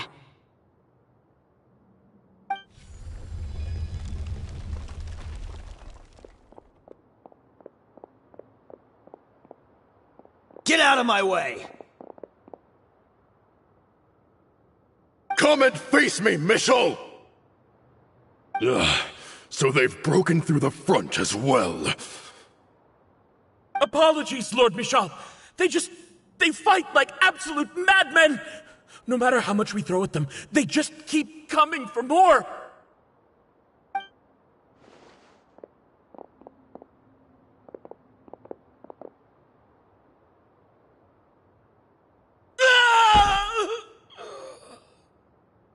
So, it would seem like this is the end.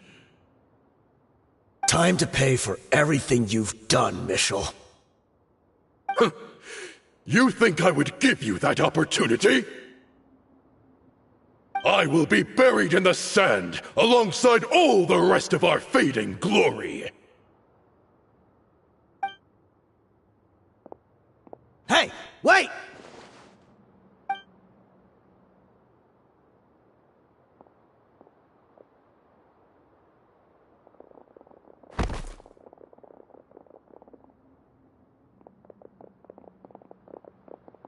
We were too late.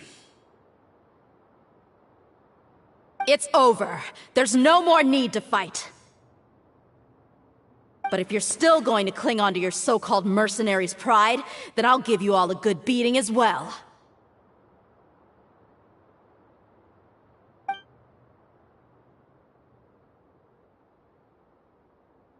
Hey, Dehya! I found the mechanism. I'll get you all back up here right away.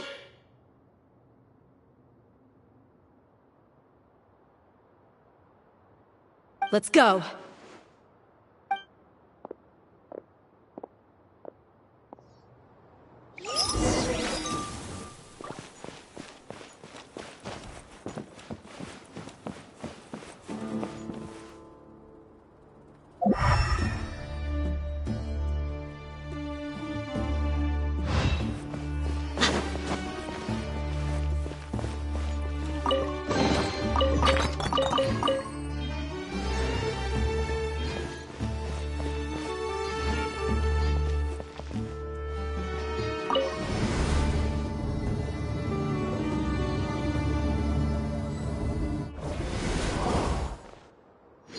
Who are you filthy rats? And why are you always pestering us? You call yourself a member of the infamous Deshret's relics, and you still can't even tell who's made it all the way to your headquarters? Who knows what intent a bunch of rats may have? We try to catch a couple, and you all just show up on the other side instead. How are we supposed to figure out what you're after? Hey, have you ever heard of a man by the name of Kusela? Why would I know? It's not like I'm in charge or anything. This is your last chance to talk. Hey, I said I don't know anything. I'm just an average member here. I'm telling the truth. If you're here to find someone, why don't you look through the records yourselves? Who can remember every name and face with so many people coming in and out every day? The irony. His life became a light for so many, yet to others, it wasn't even worth remembering. Where's the records room? Answer me! Over there. All the files are in there. You can go through them as much as you want. It's not like any of them still matter anyway. I mean the old records room. The old records room? You mean the one that got burned down? Kusela. Ah, yeah, I remember him now. The guy who could hardly walk. Watch your mouth. That's our boss you're talking about. He was definitely faking it. We all let our guard down as soon as we saw him come hobbling in.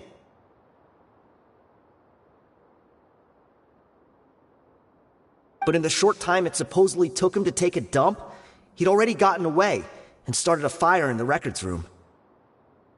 He couldn't have possibly outrun us if he wasn't a fraud. And after that, Deshret's relics fell into complete disarray. Stop wasting our time. Every one of us here is perfectly aware of what he had done. Tell me, where is the old records room? It's just over there.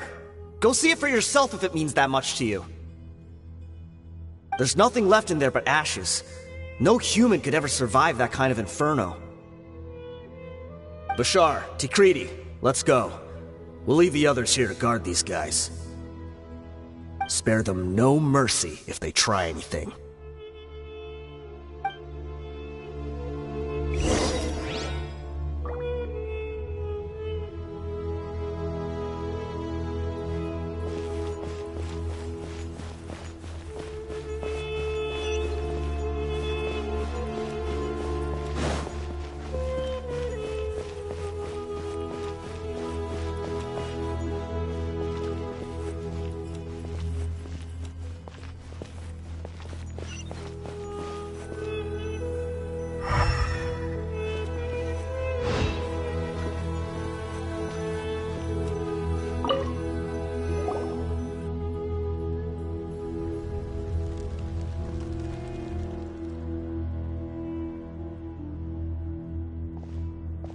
So, this was his final destination.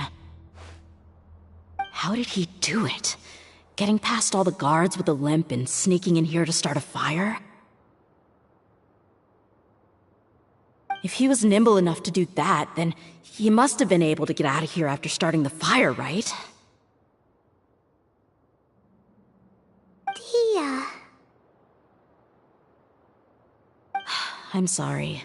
I know it's just wishful thinking. Let's look around. Maybe we can find something that's been left behind.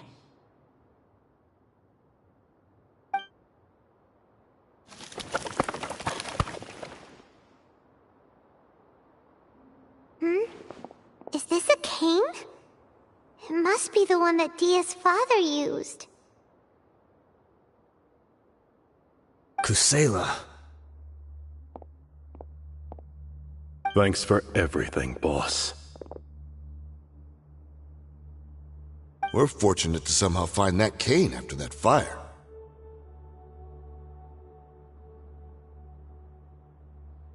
Let's split up and look around some more. What if something else has been left behind? But what else could survive a fire like that? Huh?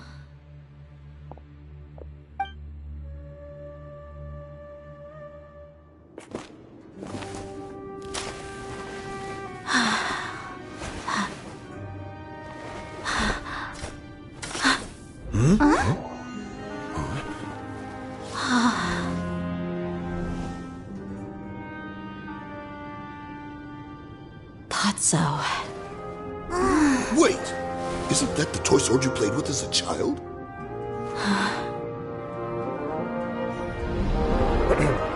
The dragon is no more, for Princess Dehya has slain it!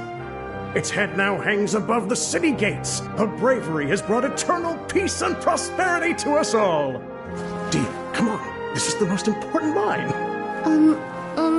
You can do it. But Dehya, you defeated the dragon. Everyone's waiting for your speech. Still too shy, huh? All right, I'll do it. I hereby proclaim our victory. Evil shall plague us no more.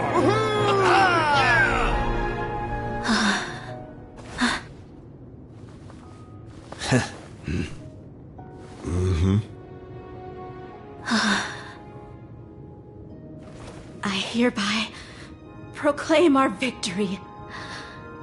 Evil shall plague us no more, Dad.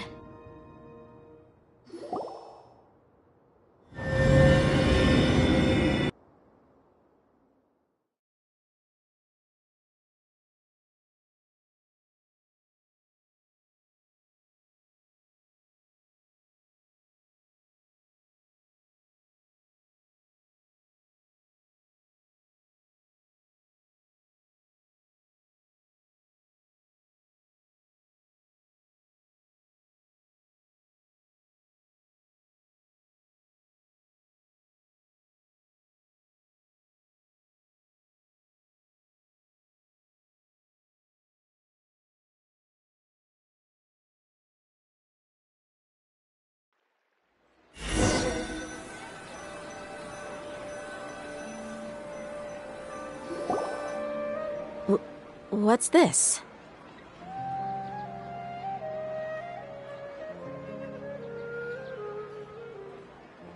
Don't you remember? You asked Paimon what she would do if she were to wake up tomorrow with loads of money.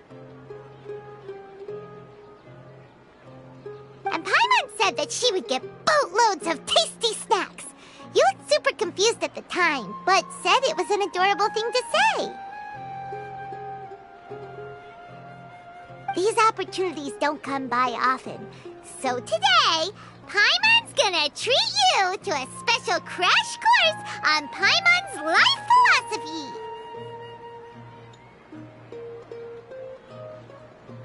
Hey, this way you get something from the both of us for the price of one. Anyway, the point is that you should eat to your heart's content. You'll feel better for sure once you've gotten something in your tummy. Junior Azad will also be here shortly. She's already heard that we're back.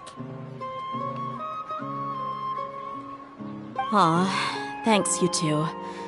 Honestly, this is very unlike me. I just had a lot on my mind on our way back, so I didn't know what to say. My chest was filled with all kinds of intense emotions. They just shook me even more than all the feelings we've shared during our previous adventures.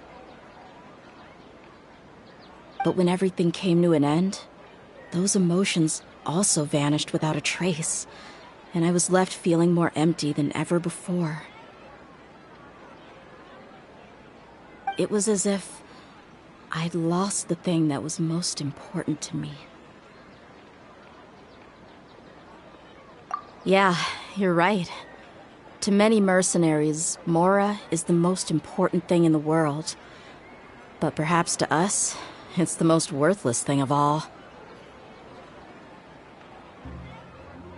Idrisi and the others all used to say that they would quit if there was no Mora to be had. But when it came to avenging my father, there was no Mora to be made anywhere. My reality shattered when I found out that the father who always told me hero stories was in fact a bad guy. But look at me now. Am I any different?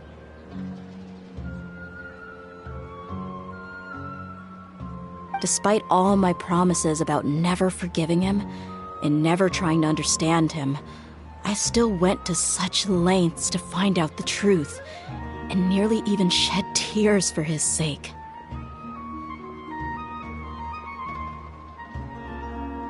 We're hypocrites, all of us. Yeah, you're right. It's just a pity that we often only recognize our true feelings after it's already too late. You're back! Are all of you alright? Ah, there she is! Yeah. Many people from the Corps of 30 came over, and I just wrapped up everything with my dad. All I can do now is wait for their verdict. Huh? Dehya, you're looking quite down again. Paimon will explain. A lot happened while we were gone.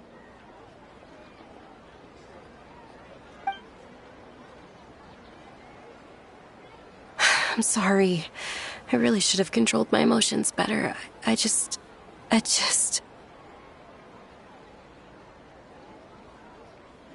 It's all right, my lady. You were hurt by all of this as well. Truth be told, I'm starting to feel a little guilty watching you cry like this. Dehya, your pain must be even worse. You shouldn't need to comfort me. Hey, don't worry about me. If anything, this whole thing has finally shown me the difference between illusion and reality. My father probably thought that people could settle into new lives as long as they moved to a new environment. That thought has even crossed my mind a few times. It's like saying, what's wrong with adapting to a new life? However, there was always something deep within my mind that refused to accept it. This impulse brought me great turmoil, and even made me feel ashamed for turning my back on your father's kindness. But now that I consider it again, it all makes sense.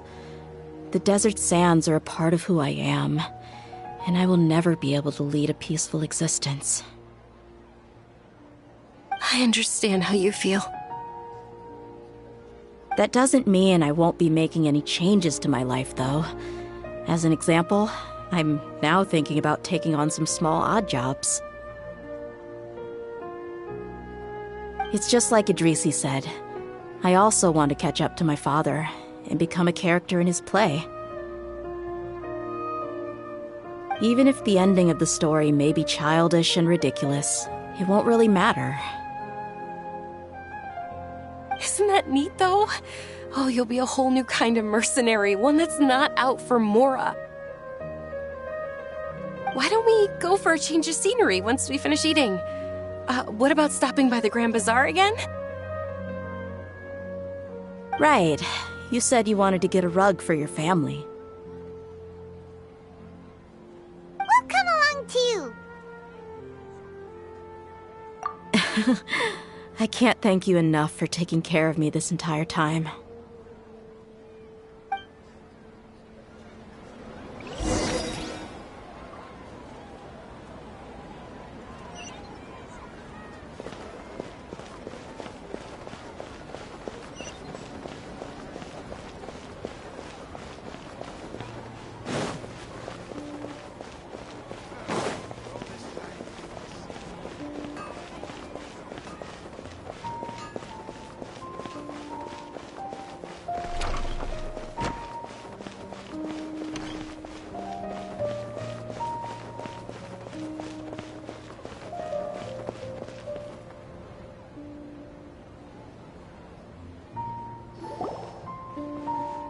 Oh, this rug here is quite something. The craftsmanship is exquisite, and the fabric is also of high quality. Ah, here you are. Finally, I found you. Hey! Aren't you that still talk?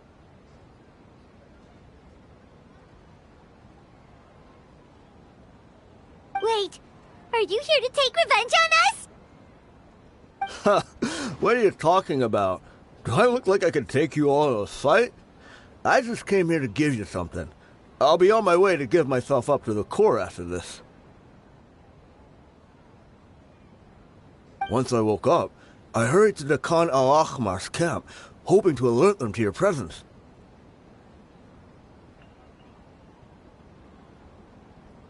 But when I got there, I found no one except the members who were still too injured to move.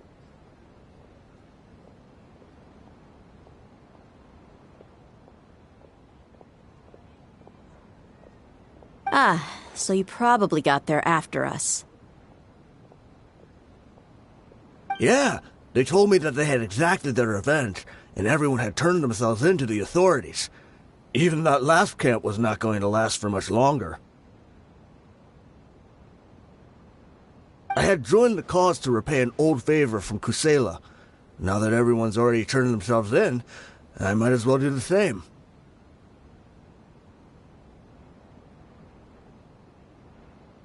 One of the injured members gave this box to me, and told me that it contained some of the old man's last possessions.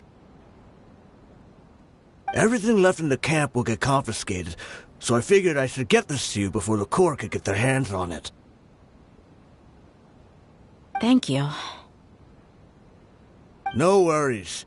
We are all just living our own truths. There's no need to comment or judge anyone for it.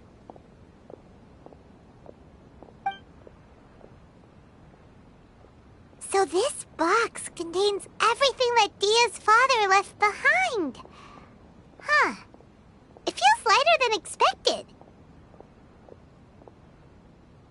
Well, back in the day, the first thing he did with any Mora was spend it on things like drinks and meat. But let's see what's inside.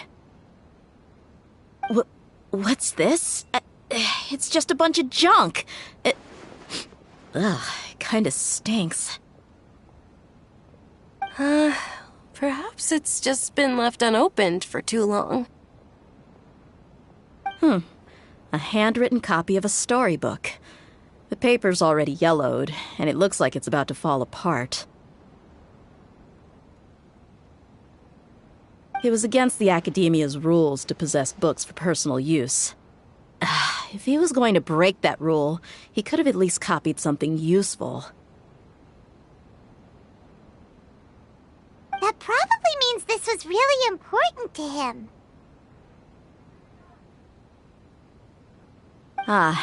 And here are a few bags of children's snacks. The packaging's completely deteriorated. Maybe that's where the smell was coming from. Did he get those for you? Yeah, but here's the thing, though. Even when I was a child, I was never a fan of these kinds of snacks. He'd always say that he got them for me, but in the end, he always ate more than I ever did. Who even leaves snacks in a box like this anyway? Isn't that just common sense?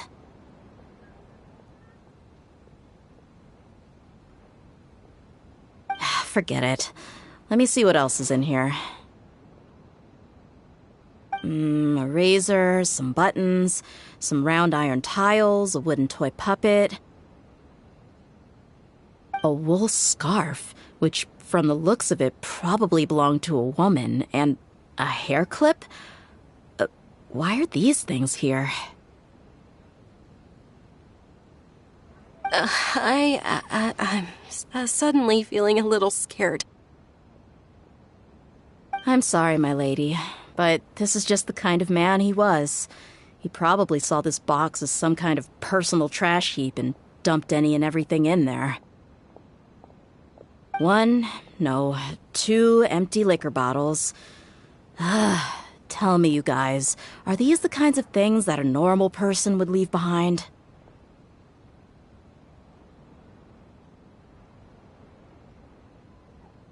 Huh? There's something in the bottle! Oh, you're right. All right, I got it out. It seems to be a piece of paper with some writing on it. The bottom part's all damaged from moisture, though. Let's hope the writing didn't smudge. I was suddenly seized with an urge to write a letter after finishing this bottle. I just folded it up and left it in the bottle, though. If I end up forgetting about it, it won't really matter. To Dehya. It's a letter for me? It's all right. I'll just read it out. If he went to the trouble of writing a letter, there must have been some important things that he wanted to say. Or at least record down. My condition's becoming worse and worse. Can't even walk without a cane anymore, much less go out and have fun. Guess I don't have many days left. If you're reading this letter, then I suppose I'm already long gone. You were adorable as a baby. Everyone loved you. And regardless of whether you were crying or laughing, everyone enjoyed having you in the group.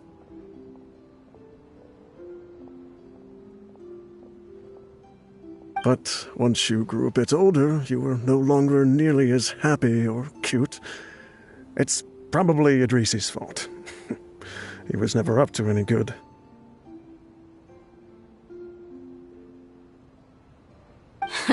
Can you believe this guy? He can point the finger at himself. Anyway, back to the point. To summarize, I'm writing this so you would know not to feel sad for me, even if you end up finding out the truth. The reason being that I was never your father to begin with. Wait, what? Surely, he must be joking, right? I don't know. I was quite formidable when I was young, and 100 times cooler than some so-called flame main.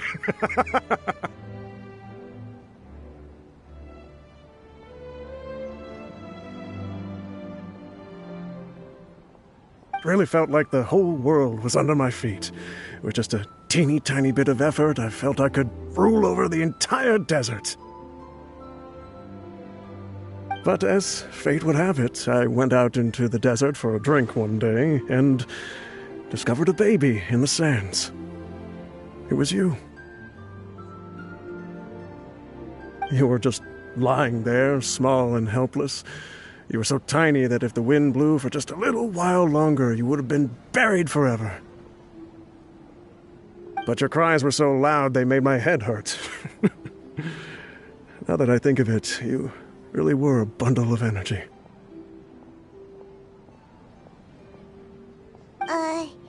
Sounds like he's serious. I told Idrisi and the others that I had slipped up with a woman while out and about. None of them even doubted me.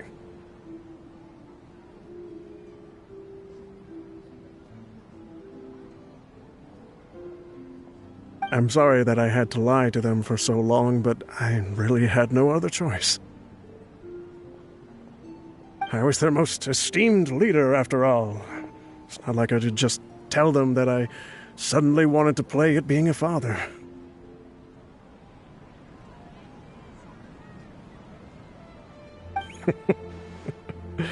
At this rate, I'll puke up all the liquor I just drank from this bottle.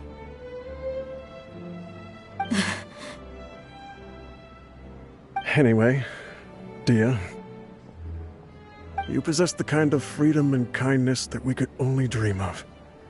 As far as how you should live your life, that'll be up to you to decide. That's the end of the letter. In the end, he was still thinking of me as a little child.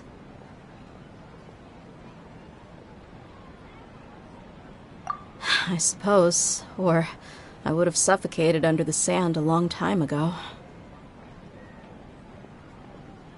He was a good father to you. The fact that he wasn't a blood relative doesn't change that. Yeah. It's just a pity that we had to learn the truth of everything like this. Do you already have some ideas about the decision that he wanted you to make? I do. If he first found me alone in the sands, then I want to try my hand at finding the person who abandoned me. I just have one wish. To tell them a story. That there once existed a childish and foolish jerk with a heart of gold. And that only under his care was I able to grow and mature into the person I am today.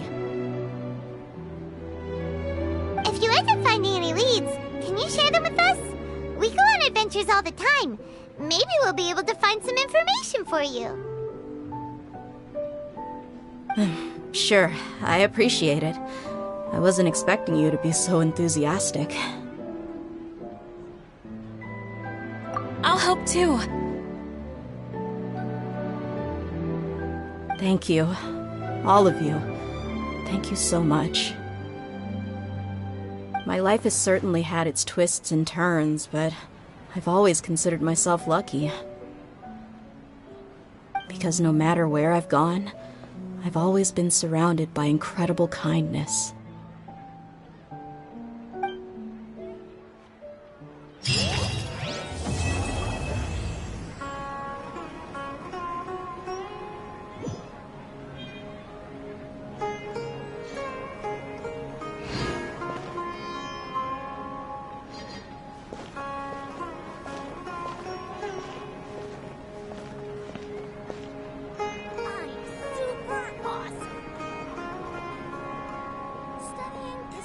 What a pain. Might be able to see it's time to apply for a new budget again.